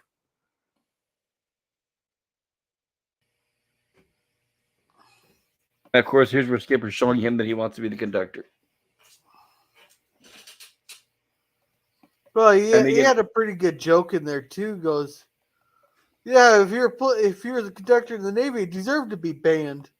all right. That was a great joke. What? I know. I feel bad. And I've said that before. I'm sorry for you guys listening that we're not able to cover all the jokes. If we do, we'll get copyright stricken. And also, it's an incentive because I insist that you please watch this episode on your own and enjoy it for the laughs and for the fun and for the pacing of a half-hour episode. Because here we almost we dissect it and we spend like an hour or more on each episode. So I don't want to ruin the experience of how good the episode is. My entire point is to respect this show and to hopefully get people to watch it. And that's why it's so hard to do comedy. Basically, I don't want to ruin the comedy. So here's where Professor and sorry, Skipper and Mr. Howell are both upset, and they're conflicting over who's going to be the conductor. They got their little sticks there, and they're playing fencing. And of course, Skipper wins because he's stronger. And here we have Mrs. Howell getting ready to conduct. Yeah. Well, you think Mr. Howell would have been an excellent fencer because that's a rich man's gig. You think it would, right? But then with a stick, you never know. I don't know if that helps or not. Yeah, And but it's what like when you're first learning the fencing, they're not going to give you the actual fencing sword. They're going to give you a stick. well, even the fencing swords weren't really pointed and sharp on the ends. They had like a little ball on the end. Yeah, yeah, but they still won't give it to you until you learn to be relatively safe with them. Like, yeah, I know they won't hurt you. Like they can still hurt you, but just not nearly as bad as like an actual sword. Right. I would be guessing from what we've learned from Mr. Howell so far that if someone was to ask him, Mr. Howell, aren't you a fencing? I mean, come on, don't you do fencing? And he'd probably say, no, I'm more into golf. Because that's what we've seen. I'm guessing Mr. Howell is more of a golf fanatic because we've seen him do that several times. And it's too bad. Mary Ann doesn't look very happy here. I don't know why. But I really wish I could play the sound from this because they're playing the Blue Danube. And it sounds hilarious with these corny instruments. And it's like, oh, it's very endearing. And I love it. Here we go. There we are. Mary Ann's playing the saw. And it looks like Mr. Howell's resorted to playing the triangle, which is made out of lead pipes. Where would the lead pipes come from? Cause did they have like a little kitchen or something on the Yeah, maybe the boat had like a little. on the boat? Well, yeah, maybe, and the pipes could have been for like a sink, or maybe for the engine, maybe for the gas or the oil. They'd use lead pipes for that. I don't know. It is kind of a little sketchy. You're right. Maybe it doesn't make sense where they get the pipes. Like I could see like maybe a little small kitchenette because it is like little yacht thing, like kind of like a houseboat, Right. So, like I can totally buy they have hammocks and everything on there just so they don't have to pay for their own housing, just sleep on the damn boat, But the pipes question, because the gas and the oil, I guess would be you think would be rubberized pipe or hoses. Or at least PVC, right? Or plastic, And nah, not for both. It'd be rubberized tubes. rubberized tubes. Will those eventually crack from age? Well, so will because if you use a PCP for a gas PCP. or whatever, We're close enough. Yeah, yeah, PCP. Yeah. yeah, if you, or PVP or whatever it is, uh, it could the gas and oil might eat away at it. Oh, yeah, that's true. I'm not sure how strong. If that's like we got gas containers that are made out of plastic, but that stuff's even that could be even more fragile than the rubber hoses. Oh, It'd okay. be no different than like your antifreeze hoses in a car or you know, it'd be no different than your like the only reason you got metal metal lines underneath your car for gas and all that is for because of like winter driving and the for that even that Well, and plus for you salt could well plus you purposes. could be hitting rocks and all that kind of stuff on the road. Yeah. So underneath the car, it makes sense to have metal ones, especially for like winter driving there with all Yes, the salt. I don't know if the salt would eat away at like a rubber hose faster, or or if the metal eats way faster. But then also you're talking different heat ranges. Like the hose will get hot in the engine. that's true. Yeah, and some areas have more salt than others, so they'll corrode more and faster. Yeah, but that's not is it'll be the same for metal too. Getting Yes, it does. It does corrode. I had a Cadillac, my first car, a '69 Cadillac, and the front fenders had rust along the bottom. It was a known issue for that certain model and year of car.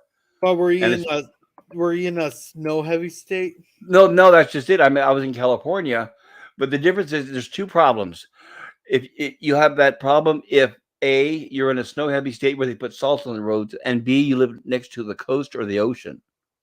Oh, okay, yeah, because where I live, we have what you call Minnesota rust on your vehicles. It's from all the salt on the damn roads. Yeah. Oh, yeah. I've definitely heard of that. That's why you can buy a coating. I guess that you can before the damage is set. You can put like a undercoating under your car. I guess to prevent that, right? Yeah, but that's the expensive shit right there. Yeah, it is. I That's wanted a that to my Cadillac, and I didn't have the money. yeah, that's a rich man's luxury right there. It is. So here we have them playing, and the skipper. Let me go back here a little bit here. Skipper's playing conch shells. So he's got different shells he blows into there. That's his instrument. We got the professor with the flute, and Gilligan with the drum, Mary Ann with the saw, Ginger with the xylophone, and Mr. Howell with the triangle. So here we have Skipper playing the shells, and he blows into that horn that you see on the right hand side. And with the foghorn, she said, and Mrs. Howell immediately, what was that? Sounded like a foghorn. And what is a foghorn doing in our orchestra? And he says, I'm sorry, Maestro, but it can't be helped. And he said that he got it from the boat. I don't know why, but I really love this. I think it was so funny. And he says, this is a foghorn off the SS Minnow. And that's what made this sound funny when they're playing that song. Yeah.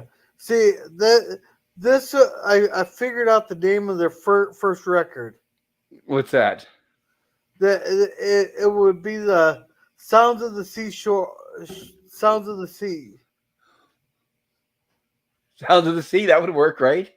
Yeah, because think about it. They're playing an xylophone out of fucking bamboo they find on an island. They're playing conch shells there. They're Gilligan made drum out of something. The bamboo and whatever he stretched over top of it. Right. You got Mary Ann playing a tool from the boat, and Mr. Howell played pipes they apparently fell from the boat. Which I want to know how they get. Well, I suppose they will screw together, but how they bent them all to shape like into a triangle. Well, because you know how pipes they have elbows. Yeah, but they made a shape of a triangle that they had to bent them. Okay. Well, the pipes. I don't. I could show it, but the pipes were straight. It's just they had three elbows. Did they? Yeah, you know, like elbow macaroni.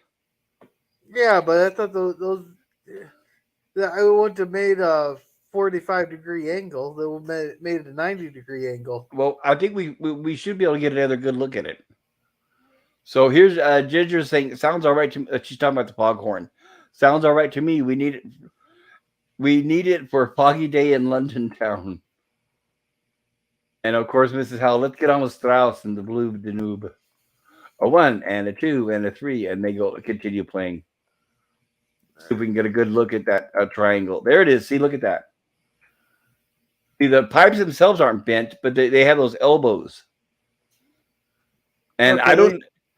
Go ahead. okay. So they got one that's at 90 degrees, and the other one that would be at 180 degrees.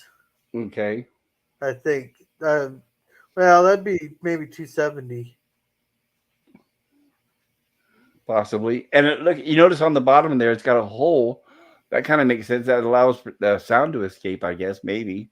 No, wait. A straight pipe would probably be the 180 degree there. That'd be 120.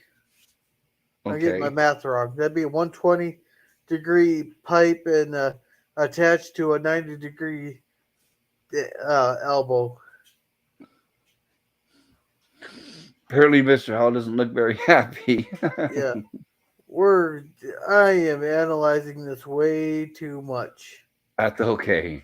I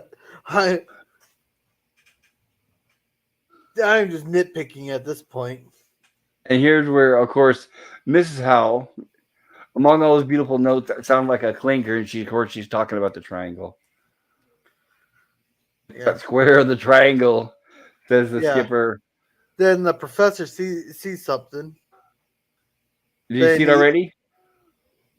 yeah, I don't think he's. pushes the scene. Not yet. Not yet. Okay. Okay, and this is where there's a little bit of banter going back between the skipper and Mr. Howell there about Yeah, noises, about yeah, hot air. because he was bitching about the triangle. Goes here. You can play the conch there. It'll help with all your hot air and something like that. Right, with your hot air, right. And here's where I need to fix these subtitles because they don't say Arturo Toscanini. It says, "Oh my heavens, Toscanini! I've been insulted," is what he says. I need to fix that. Who's Toscanini? A musician.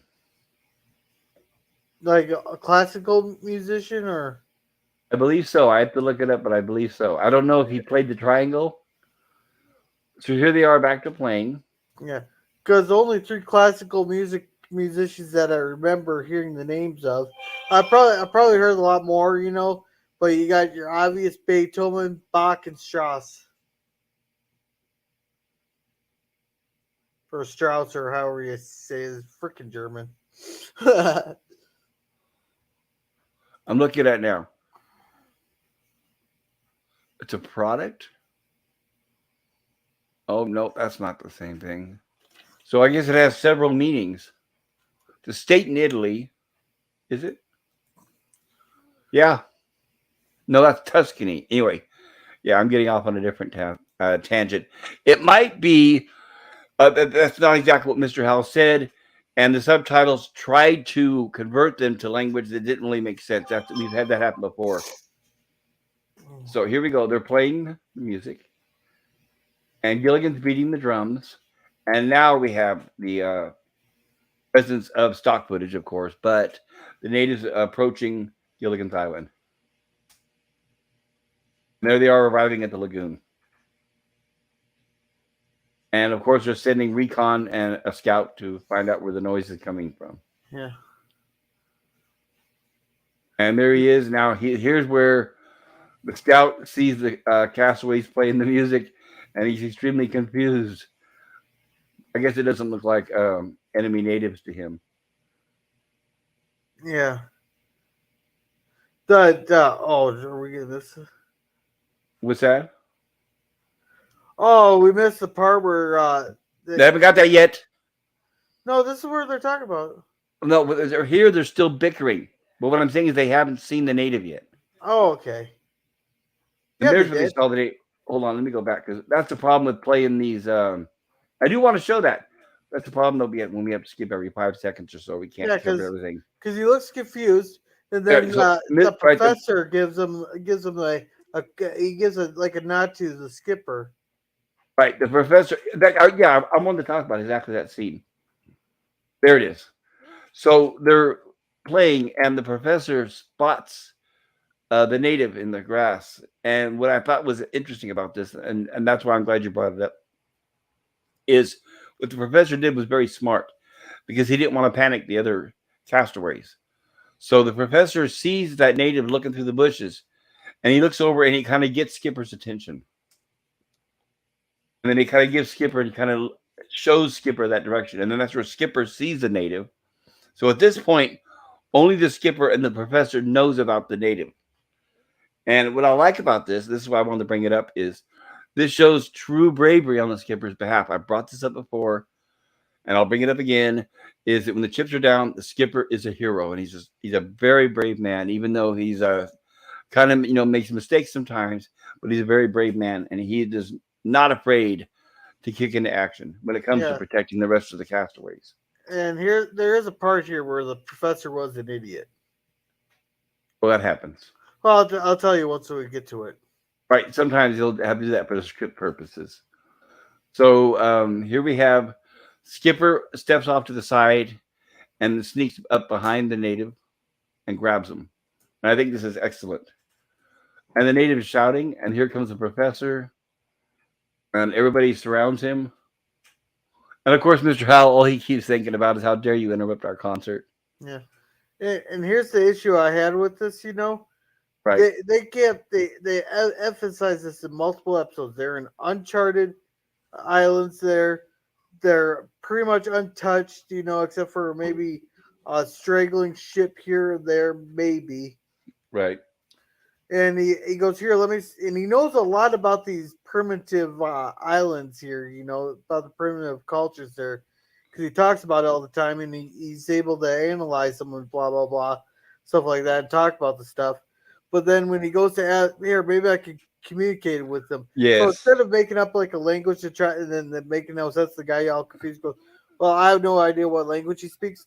He goes with French. the three main English Right. Doesn't or he say European. parlez-vous français? He says parlez-vous français like Yeah, he's so French. he Right. speaks French, German, or Spanish. Right. But that this so obviously it doesn't understand English. So once that knocks out England.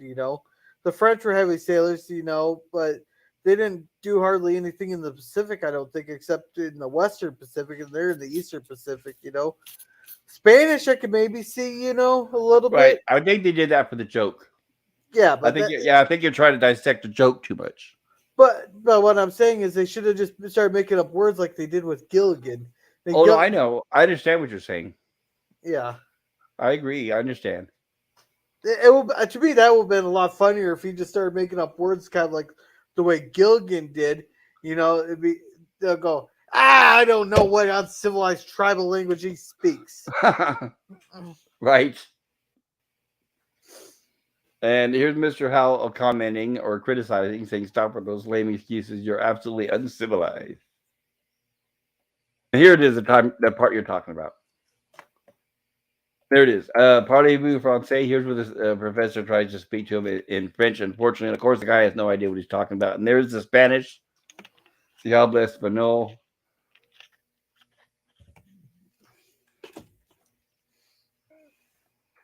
And the guy doesn't understand English. And of course, Gilligan's the one that used the gibberish. Yeah. And the guy responded back, but Gilligan has no idea, of course, what he said. And of course, Mr. Howell, once again, thinking money's going to help solve it. He's thinking, but of course, that guy has no idea what money is. And Gorilla, I'll be right back. Oh yeah. Okay. Yeah. So yeah, I'm probably just overanalyzing this joke a little too much, but I still think that would have been funnier, you know. Yeah, I can understand Mr. Howell just trying to bribe him with damn money, you know. No, you think maybe the skipper might know a few of the tribal languages since he used to be in the Navy, and he owns a boat, or he's native to Hawaii and the boats and all that. So maybe he could try speaking Hawaiian to him and all that, or maybe some of the words that he picked up on was it Papua New Guinea and Guadalcanal and whatever other things he was when they're in the destroyer. But I wonder how Gilligan was managed to pick out the right damn gibberish. But this is just the issue when I'm trying to watch this is I'm trying to analyze the show for a review, and this is just all the questions that keep popping into my head as I'm watching it. So that makes this a lot more difficult too, because you know it's obvious it's a joke, but yet here I'm just overthinking the damn thing. This is where I like when I review the Waltons there. Yeah, there's some few humorous moments there, but you can actually analyze the show and question stuff and everything, thing and all that. I think that's why he tried French and German. Most places in the world will either have a French or English or Dutch language. Yeah, but they were saying that these are uncharted islands and there very few people visit them, so they naturally would have their own language. I don't think the French did too much in the Pacific. I know they did a couple about around. They're mostly Atlantic and Indian or around Africa colonization, and the Germans they only had a couple colonies in Africa. They did not expand too much outside of Europe there except for so if anything you could maybe try like Japanese and Chinese. That's possible. No, the Spanish there made sense, you know, because Spain mostly colonized most of South America. That's why almost all of South America speaks Spanish. Gotcha. But yeah, the German one did not make any sense to me because they only had like a couple of colonies in Africa and they lost them in World War One. Did they talk in German? He asked him in German Oh, okay. if he spoke German. You know, and honestly, he's because this is just way over analyzing this, but it's they obviously didn't speak English because if you think of the four major well, there was five major powers in Europe around the 17th or through the 16th, 17th, 18th, 19th century. Okay. That'd All be right. England, France, Germany, Spain, and Portugal. Spain, we know, did most of South America and the Mexico and Central America and all that. So it made sense to ask him in Spanish, you know. The French was mostly Africa and the Indian Ocean and maybe a little bit of the Western Pacific Okay. there. It- the Portuguese, they did Brazil, but they didn't expand too much the outside side there. Well, the French did have the Central Americas and Quebec and stuff, but they sold all that in the 17th. The only ones I could think of the major languages outside their tribal languages would that make sense would be Chinese and Japanese Okay. That's cool. and Spanish. Those Okay. are the only ones that really make sense to me since they're in the Eastern Pacific. Okay. I have a feeling the writers, when they wrote this episode, probably didn't think about. They probably didn't think it through that thoroughly. Yeah, oh yeah, I know. This is just me being an overanalyzing asshole on this. That's all. So here's where we have Mr. Howell offering the guy money, and the guy tries not, of course, not knowing what it is, tries to stick it in his mouth, and of course, Mr. Howell says, "Give me that back." And here's where the professor realizes that he's probably a scout for the tribe. and they look and they see that he was right, and here's part of the rest of the tribe there, and which means panic. Of course, the ladies run,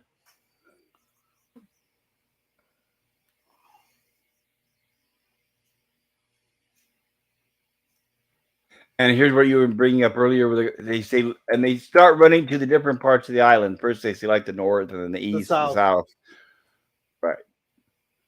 And then when they get there, here's what we see: stock footage, right? Yep. Which was same footage as before, but reversed. It's not talking about reverse. Before they're going left to right, now they're going right to left. And Okay, don't notice the island in the background. Now they're headed to the east side of the island. right now the east end, and when they get there, they see this. To the west. Off to the west, there they go. See, Look, same same island. footage, right? Same Yeah, stock footage. this is the third time we've seen it. I think we missed one. But that's the third time we've seen the exact same footage. Right. Tribals chattering. Now, by the way, there's a certain joke to adding the same stock footage. It's kind of funny when they do that. And that was where the scout went back and he's telling the rest of the tribe about the castaways. And here's where the three guys are trying to come up with an idea. And they're talking about hiding in the cave, but if they hide in there, they're going to starve to death. And we all know about the cave. They've introduced that in earlier episodes. And they figured that these are cannibals.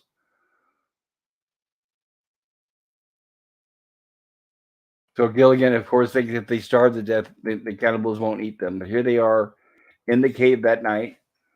And apparently it's very cold. And this is an episode where we see that it's kind of a serious topic where they at least they figure that they're officially in danger. And which is serious, kind of a serious topic for a comedy. But the writers were able to handle this very well, in my opinion. And here's where Mrs. Howell says, "Can't we just start a fire?" And of course, Mr. Howell peacock bumps.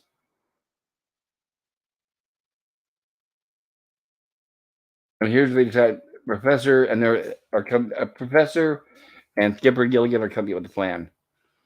And he's going to make a fire. There we go. They tell Gilligan to start rubbing two sticks together.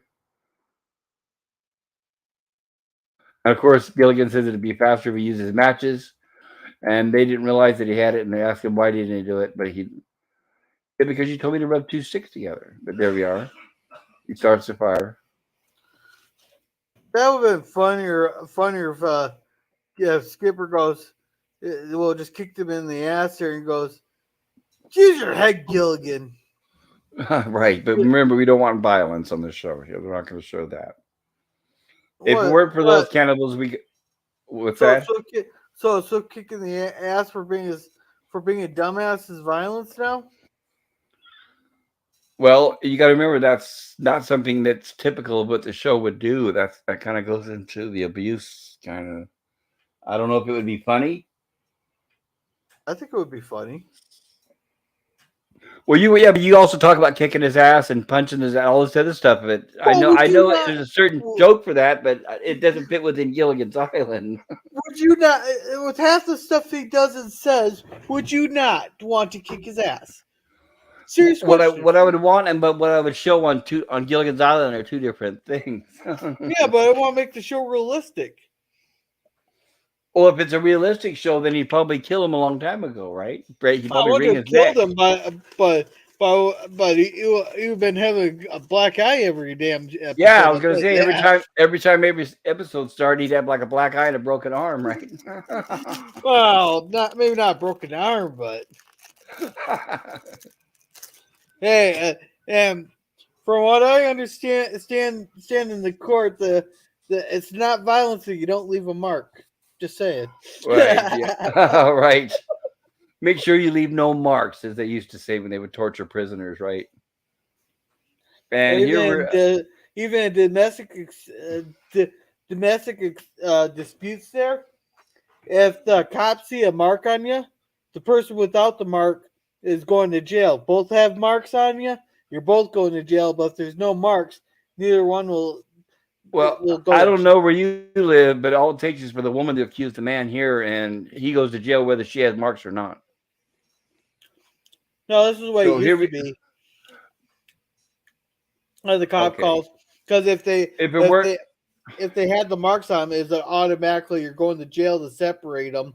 But if there's no marks, then they might be like, yeah, but okay, you two here just is work it out. right. But here's just it's the accusation. They automatically arrest the husband. Doesn't matter, or the man. The man's always immediately arrested, but depending on what she says, it's sad. It's not fair, but it's true. So here we are at the house. They're talking about that they're cold, and Mrs. Howell says that she wished they could have a picnic. And Mr. Howell says, "Don't mention cannibals and picnic in the same breath." And he says, "If they Well, find this, Gabe will be the main chorus." well, the skipper had a funny joke in this too.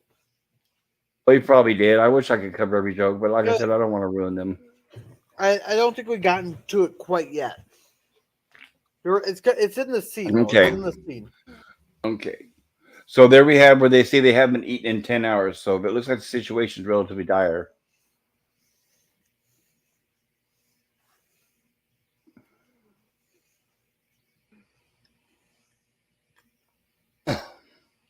All right.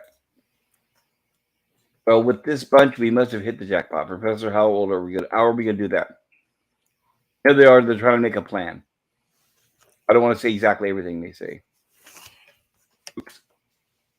So the professor decides, yeah, see, sometimes I'm sorry, my video player hesitates, but the professor came up with an idea was to use a radio and play the radio that maybe it would make the natives think they were gods. So Okay. that's why we see this scene here. Yeah, we did miss the joke there because the skipper goes, "Here, I got the perfect thing to warm us up, or warm me all up." There, he says, "We'll go out to them there. They'll start a bonfire, but they'll tie us up and roast us and all that. And we'll be all nice and toasty." Then they all run back there and huddle back up together. Well, that's right. He said, well, didn't he say they'll put us in a nice bowl of hot soup? Isn't that what he Oh said? yeah, a nice big old bowl of hot soup there. All right. And that's right. That gave me a good laugh. Okay, so here's where the professor and Gilligan have the radio ready, and they're going to go out and hope that the radio scares the natives away. And of course, the radio is playing a commercial, so it's just somebody saying, "If you need money, drop it in at our office." So it's a sales commercial, apparently, and the natives really don't know what to make of it. And of course, he tells Gilligan to hold the radio, and the professor says, "I'm going to try to hasten their departure." And Gilligan, of course, falls, and the radio hits the ground and stops playing. Yeah, I got one word for professor. What's that? Dumbass. And here's where Gilligan's talking to the radio, saying, "Come on, Henry, get friendly again," because it was friendly Henry was doing the commercial on the radio. And the natives grab the professor as Gilligan escapes, so now the professor is a hostage. And Gilligan makes it back to the Howells here. Well, this is where they're still wondering where they are. They've been gone for hours, says the skipper. And here's where Gilligan rushes back in and tells them what's going on. And he tries to explain about the radio announcer. They don't understand that, but he tells them that the professor's been taken. And they're going to try again. They need to find something that make the natives think that they're gods. So they come up with the idea of a flashlight. Gilligan did, and the professor skipper says that's a great idea. Yeah. Well, And they here, should have if they didn't lose all the bullets there in the first episode, they could have done what the Spanish did to the was it the Aztecs or the Mayans? They might well, have if you had bullets, all you got to do is shoot one of them, and they'll all run. If you think, or yeah, just shoot yeah. it in the air if you don't want to, kill anybody. No, well, what happened with the Aztecs or the Mayans there? They're ready to fight the invaders and all that, Oh, I and know. with their muskets, they shot one of them, and they said, then the guy dropped, and they're like, and they were shocked. They thought they're gods because, oh my God, we act against a god. He doesn't even have to touch us to drop us Right, dead. right. Which is what the castaways were hoping for, but unfortunately didn't work. But now we have that Skipper is going to try with a flashlight. And this is where the skipper, I gotta say, I call a dumbass. Oh, okay. And it looks like the natives are snoring and they're just hanging out and chilling, apparently asleep. And they're wondering where the professor is because they don't see him. He's in that bowl of soup. And here's where, well, they mentioned maybe he already, Gilligan even says maybe they already ate him. And Skipper says, no, they probably got him tied up someplace. So they do talk about it. And Gilligan says, I sure hope so. Of course, Gilligan's going to feel bad because the professor was captured because of him. Yeah. And that's where Professor Skipper says, we'll rescue the professor after we get rid of these natives. I'll take the flashlight, flash it in their faces, says the skipper. Right, give me the flashlight. And Gilligan hands Skipper the flashlight. Skipper runs out there, or creeps out there, I guess you could say, slowly. And ooga booga booga and starts making noise and flashing the flashlight. But unfortunately, it won't turn on. And this is I'm the where god of light. I'm the god this of is where I light. call Skipper the dumbass because he didn't double check when he grabbed the flashlight to make sure it worked. Because knowing Gilligan had access to it, I know, right? he should Unless have maybe he was double. in a hurry. Because like whenever I grabbed the flashlight and all that, I always turned it on and off just to make sure it works. Because Of I don't even course. remember the last time. All right, but then we wouldn't have a comedy. Yeah, like I said, I'm overanalyzing this. Okay, and this is where Gilligan says, I guess I forgot to put the batteries in, of course. And here's what I don't to try to calm their nerves, I'm guessing. The remaining castaways in the cave are playing a game of charades. So they're talking about Jackie Gleason. And Gilligan rushes in and they ask him what happened. And then he explains that they got him. Oh no, not the skipper, too. And Mr. Howell being brave. I mean, here we go. Here's another episode. When the chips are down, Mr. Howell is ready to go out there. But notice he was the last one to volunteer. Right. So why do they keep taking Gilligan with them? Then they know this is already twice he screwed up. Right. They should ask Gilligan, how come they're getting captured and not you? Why? How do you manage it every Or time you you go, come back? Gilligan, stay here. You fucked up enough today. Right. And here we are, Gilligan with Mr. Howell, and they're going to use the fire extinguisher this time. But this time, Gilligan's going to use the fire extinguisher instead of giving it to Mr. Howell. And I can tell you for a fact that they use that this fire extinguisher stuff was fake. I can tell you that for a fact. Well, of course, they're not going to use real fire extinguisher because it's poisonous. Yeah, It, no, but even in show, I could tell it was fake. I didn't need to know it was on okay. set because first of all, Gilligan did start hacking up a lung when he inhaled some of it, and second of all, he wasn't puking his guts out because I know for a fact that the stuff in the fire extinguisher tastes like shit. I know that for a fact. Wait. Back up, back up, back up. When did you eat fire extinguisher? Well, back in my younger days here, Back in your younger days. I had some assholes for friends. We were all Okay. hanging out in the camper there. And I was sitting there laying on the bed and all that. When my asshole of a friend decided to unload one of them on me. We're The serious? entire fucking thing. Yeah. Okay. And what happened? I've had an entire fire scene. I was halfway up a lung, then I was puking my guts out because it tasted like fucking shit. Is it like a white, yellowish powder? Yeah. Okay. It was one of the ABC fire extinguishers. Right Universal now, ones.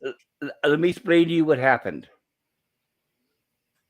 This episode and this show here, 1965, right? Yeah.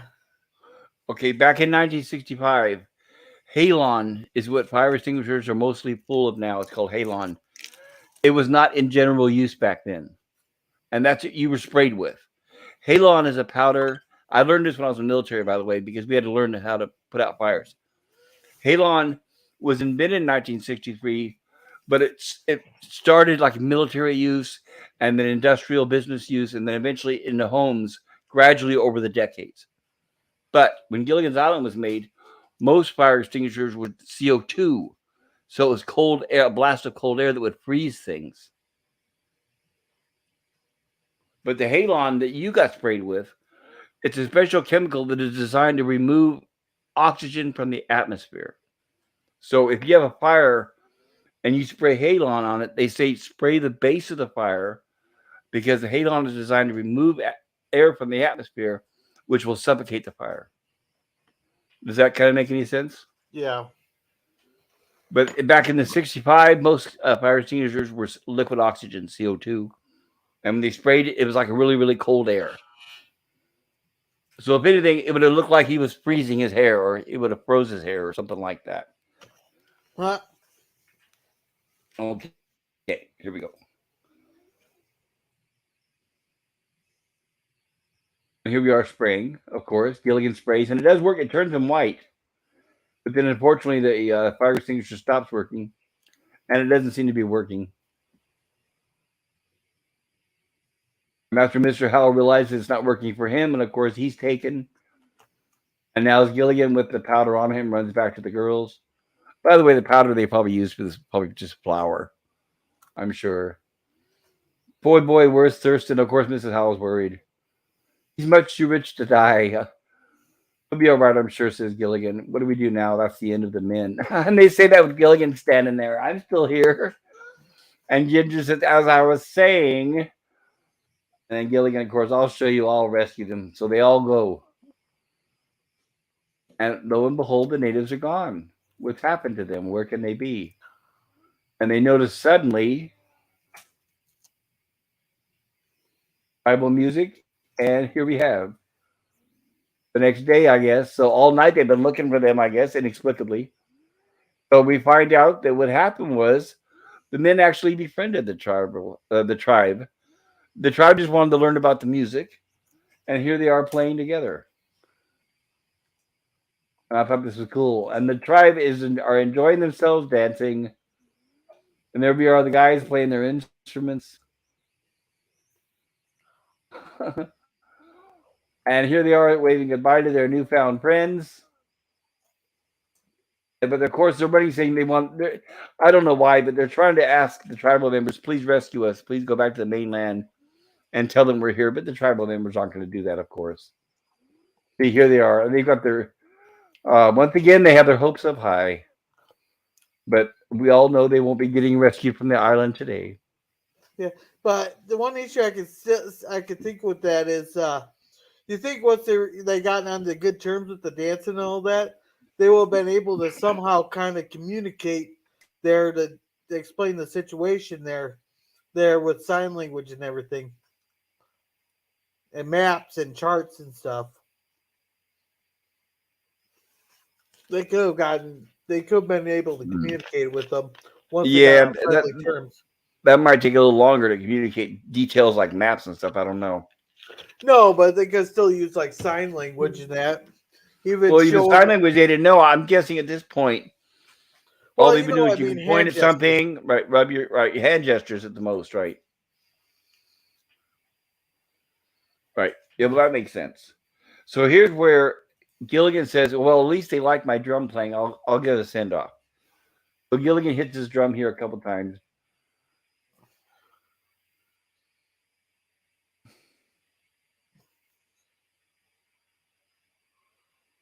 And meanwhile, still on another island. Hey, is it that? Go back a second to that island. So you got Gilligan banging on. Isn't that a picture of Bikini or Bikini Atoll? I don't know. It could be. I'd have to look it up. Yeah, I think that's part of the Marshall Island chain, and that's Bikini Atoll where we dropped where we did nuclear testing with people there in the area, right? Unfortunately. Yeah, they're testing radiation effects. More stock footage, of course. And then we have another island with another tribe.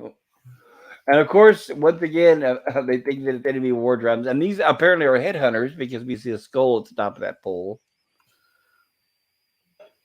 And of course, we must attack at once. And this is what I was talking about earlier. This is the same scene with the same huts, but now they're running from right to left instead of left to right. How did they reverse the footage? Well, that's easy to film. You reverse. You can do. We can do that here on the editor here within on our own computer. It's easy. Well, I'm talking about back in 1963. Nowadays, It was it's very easy in the editor. No, it was very simple.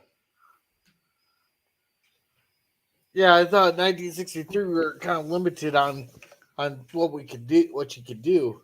Oh no, this they making a film in reverse goes back to even the silent era. They did split screens. It is superimposing all these kind of fancy things. They learned that way, way, way back. Here we are, the natives heading out with their boats. Of course, like I said, stock footage. And we have our closing credits. And this is a tale about castaways. They're here for a long, long time. I wish I could play the song, but I can't. Or I will get the shafts from YouTube once again. Yeah. Hey, pops, something's wrong here. We got through both episodes in 2 hours and 17 minutes. Good, that's what I was hoping for. And Yeah, we overanalyzed some of these scenes here. We still right, did it in 2 hours and 17 minutes. right. Well, I'm gonna start keeping my streams shorter if I can because when we that's a problem when we overanalyze when we keep them going on we lose viewers and listeners and that's Yeah. why like now we're only down to three. If people tune out, they don't want to hear a lot of that extra stuff, unfortunately. Or That's what was happening with my stream last night with the Evil Dead is people were going off on tangents, and then when that happened, the viewers. Hold on, I got a problem with my dog.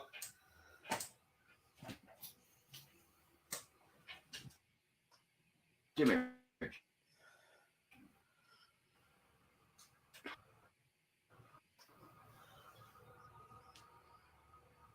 Oh, Ginger. Sorry about that, Gorilla. Yeah, but, what happened was we would go off and start talking about tangents, and we wouldn't focus on the show, and we'd start talking about other things. And every time that happened, I started losing listeners and viewers. So I've learned that I'm going to start trying to, if I can, trim these down and get them shorter, so people will hopefully stick through to the end. Does that make sense? yeah. But you also look at like Dukecock. He does like 8 hour streams, and he has 300,000 subs doing that. Yeah, but maybe one day when I get there. But he doesn't do a viewing thing. The thing here, I'm guessing, is when people come here, they want to hear about Gilligan's Island. I'm just going by the people that drop off. Jim Cock is a whole different situation because he has thousands of viewers and he has hundreds of people watching at one time. So his channels are up high no matter what. But my channel's a different format, though. I don't have all that. I don't have all the different songs. And you got to remember, he's playing songs and parodies and he has all these different people on and all that. I don't have any of that. But I noticed by the YouTube algorithm that people do start leaving when I drag these out too long. And I got to find a way to keep make them short. And the only way to do that, unfortunately, is to try to stay on topic more. Which that's why even tonight I was trying to get through a little quicker.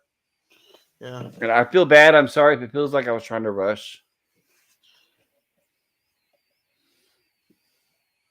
See, Yeah. Nemesis. Yeah, let's see. Nemesis of Eden was there last night. That's what he's talking about. Yeah. Well, I think also, yeah, that's why I only do one episode of the Waltons there. So, because I wanted to keep it between 20 and 40, but we did have one that was 50 minutes, but we got into an interesting 10. That's we were talking about the sinner and all that stuff there. I did show one clip that was a little too.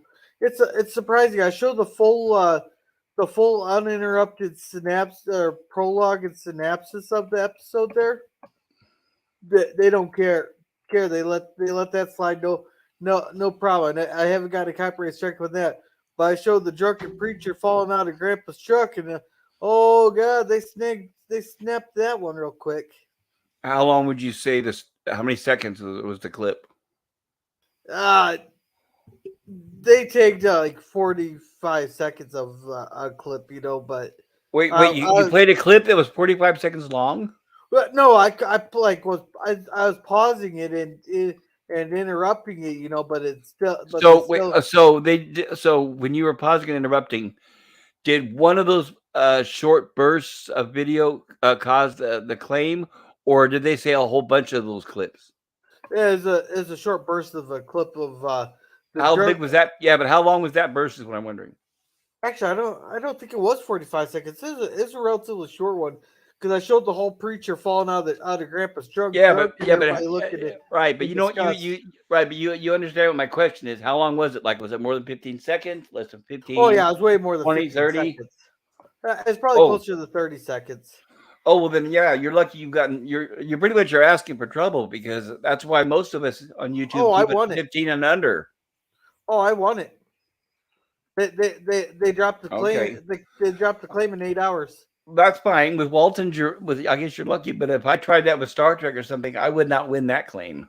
No, well, if you're reviewing and talking about the episode, you would win it. But the problem with CBS, the, their Right, but version. that's what I'm saying. That depends on the company. Remember, I tried that with our first stream where I was reviewing that movie, and I got a claim from Warner Brothers. Remember, it was the same thing. And it wasn't even 40 or 30 seconds.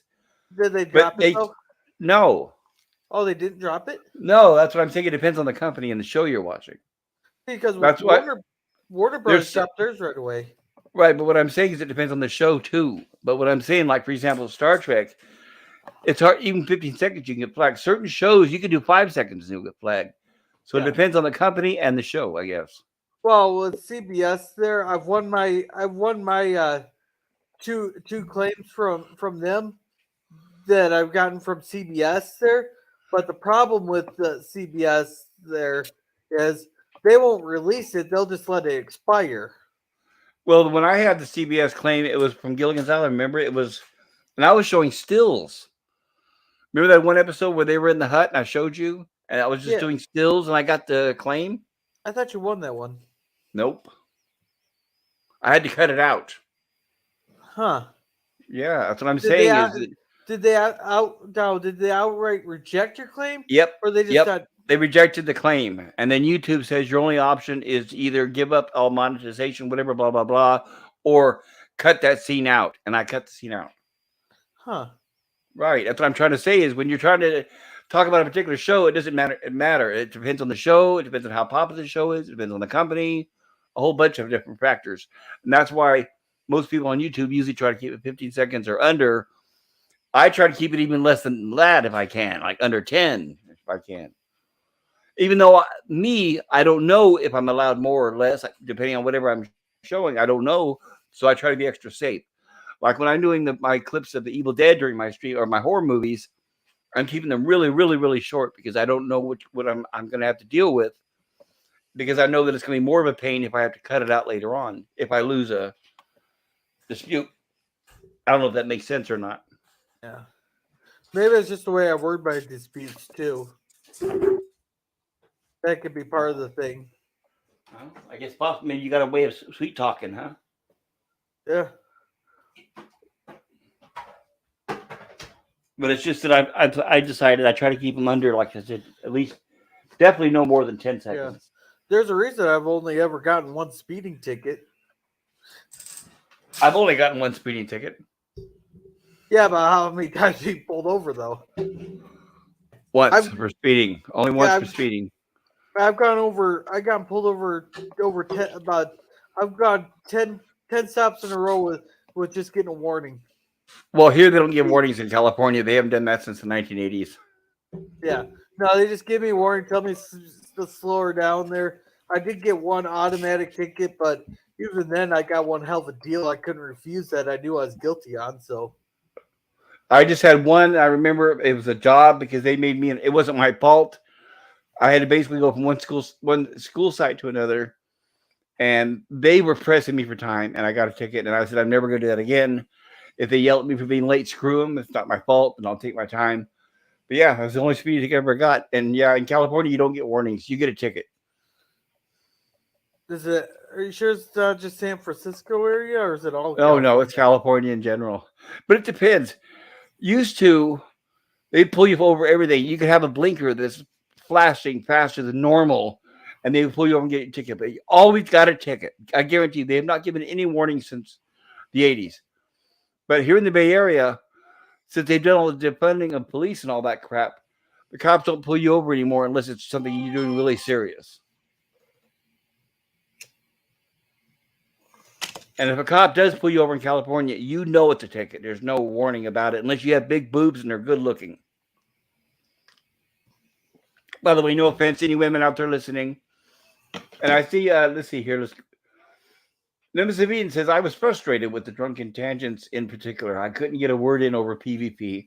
I'm sorry. And Nemesis Eden, I am going to have a little discussion with PvP about that. And Gorilla and I were kind of talking about that. PvP is normally not like that. So I'm guessing it's a little bit because he was drinking. So I will curb that because it was my stream and I feel bad because all that happened with on my channel. And I've always sworn that I want people to be treated fairly and equally and to be able to everyone to have a chance to speak. And I don't like people talking over each other. And I should have spoken up last night. I feel bad about that. But we will correct that issue. And next week it's going to be a lot different, I promise. And Sean Carter, thank you for coming by and visiting. So good to see you, Sean. So I'm never talking about. I saw Sean was getting some shout outs on Midnight's Edge earlier. I'm a big fan of Midnight's Edge channel. Hi, Admiral Teague and Hail Pop, says Sean. So I mentioned earlier that I put a poll in the chat for everyone to vote. Let's see if it's still open. It is. It didn't close. What do you know? So let me end the poll. There we go. I ended the poll. Now I'm going to pull it up on screen so we can show our results.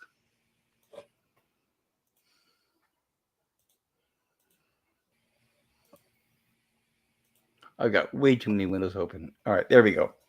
And there's the results of our poll. We had a total of 7 votes.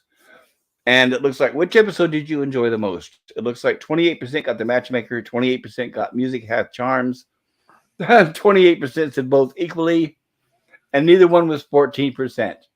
So I wanted to say to everybody, I appreciate your honesty. Thank you very much. That's the reason why I put that poll out there. You know what made that war drum one a lot better? If they will if they will at least showing the guy sharpening an axe for the headhunter one. They could Yeah, I guess I might get a little. That could have been humorous. They'd be all scared, shoveling, or sharpening the axe, and all of a sudden, like the professor grabs his flute, starts playing it, and they perk up, go, "What's that sweet noise?" Something like that. That would have made it Right. Right. But So I'm all this is guessing. like hindsight thinking. Oh yeah, that's okay. So it looks like 2 people voted for the Matchmaker, 2 people voted for Music Hath Charms, 2 people voted for both equally, and 1 person voted for neither one. I don't know if that matters the amount of people, but I don't know. So before I close this, I want to once again, if you're on the rerun, I hope you enjoyed the stream. Please, if you liked it, click the subscribe button and hit the like, and maybe perhaps hit the alert button so you will get notifications when I have streams in the future. And I wanted to most of all thank obviously everybody in the chat because without the chat we wouldn't be here. And so I know Mad Scientist was here. Thank you, Mad Scientist. And this was Mad Scientist's very first stream, literally on YouTube. And Mad Scientist chose my channel, which I feel very honored about. And Admiral Teague, so good to see you. Nemesis of Eden, thank you for coming in. LGG, it's great to see you again. Orla Greg. And of course, once again, I'm probably going to repeat names. If I do, I apologize. Admiral Teague. Yeah, I see Nemesis of Eden. Sean Carter. And okay, so let me pull this up again. I had it up earlier. I got to get faster at this. Better, faster. Okay. So, Gorilla, I'm going to be closing the stream out. Why don't you tell us about your channel? Well, I do a lot of shorts and all that. That there, whatever comes to mind, quick little jokes or whatever. Like one day I was bitching about the media. One day I was making where I wish I could comment on ads there because the one ads just annoys the shit out of me because the guy goes, "Stop running on your treadmill or jump in the pool." Well, go jump in the damn pool. I don't give a shit. Exactly. Stuff like that, or I'll show like different recipes of food I make. Just little stuff, Like the or chili. Oh offer God, free I don't shovel, even remember the last time I made or chili. offer free I don't. shoveling lessons. It's a real Oh hands-on God, I don't even experience. remember. Just stuff like Yeah. that. But then I do 3 to 4 watch parties a week. Like I do. Let's see. I do Stranger Things on Wednesday, Babylon 5 on Saturdays. Then on Sundays it's a move. We'll have a monthly theme for movies. This month was dystopian movies. Next month will be movies about dogs, and then on Fridays we do Walton's reviews. But I might do a watch on Saturday pending weather. I might do a watch party of what was it I was gonna watch? I was gonna show the South Park episode post COVID. I started watching that. I was laughing so hard on that. Okay, now when is that going to be? I think it's Saturday pending weather Okay, gotcha. because if it's nice out, I'll be jumping in a lake. You'll hopefully get a video of that. If it's real shitty Oh, out, then I will probably just be doing the watch party. well, you hear that, everybody. Please subscribe to Gorillas Rant Thoughts channel. And as you can see, there's a subscribe button in the top right hand corner. Please subscribe and hit the alert buttons. And that way, when he shares these wonderful videos with us, you will get the notification and you can enjoy them along with the rest of us. Yeah. And for my channel, I have my Star Trek The Animated Series reviews every Monday evening. Please check those out if you like Star Trek. On Tuesday, you'll find me on Anti-Derivative Jill's channel. We review Star Trek the original series.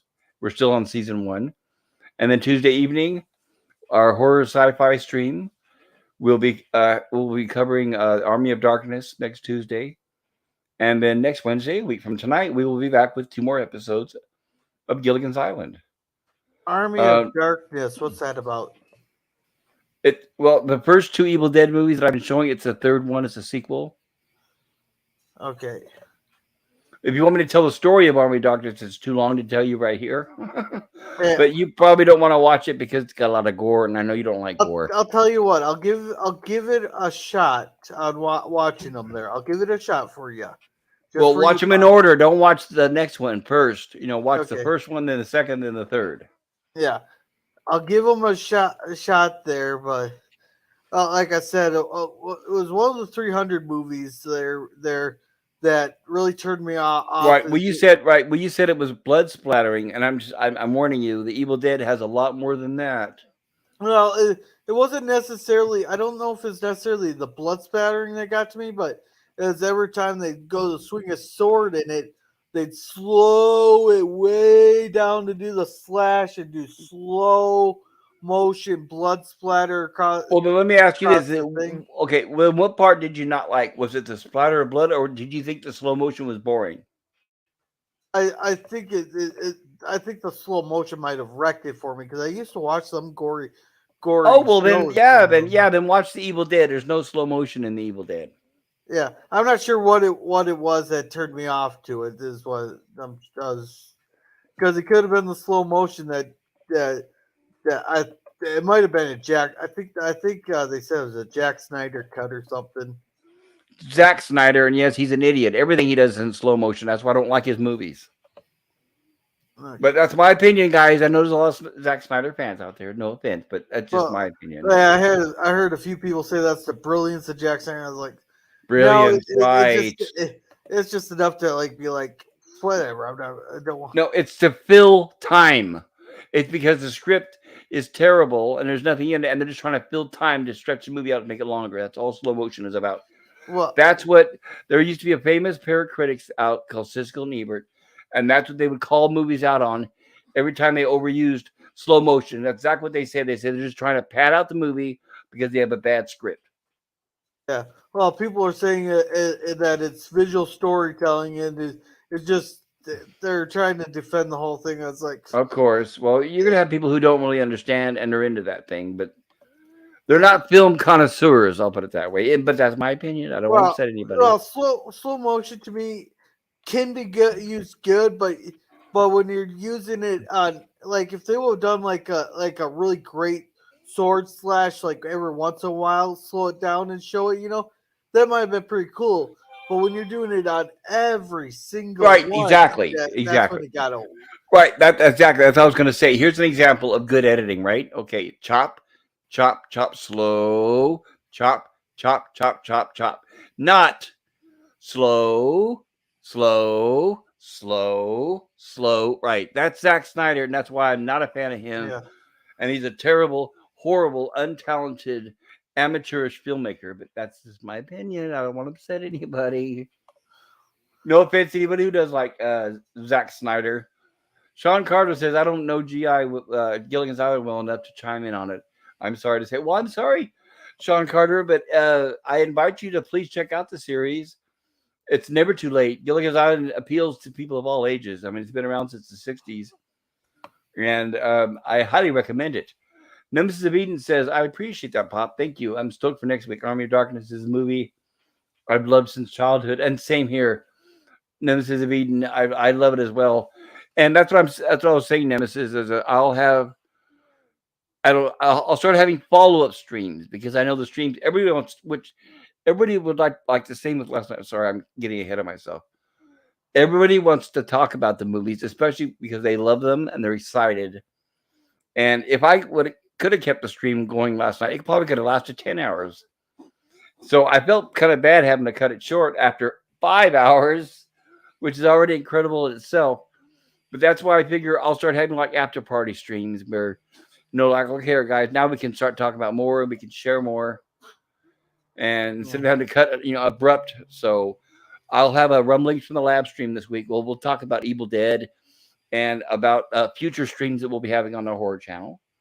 Because like I said, after we finished, thanks from the suggestion from Jedi Bill, after Army of Darkness, the next week we'll be doing The Thing, which I'm really excited about. I love The Thing. Hey, is Jeeper Creepers on the list?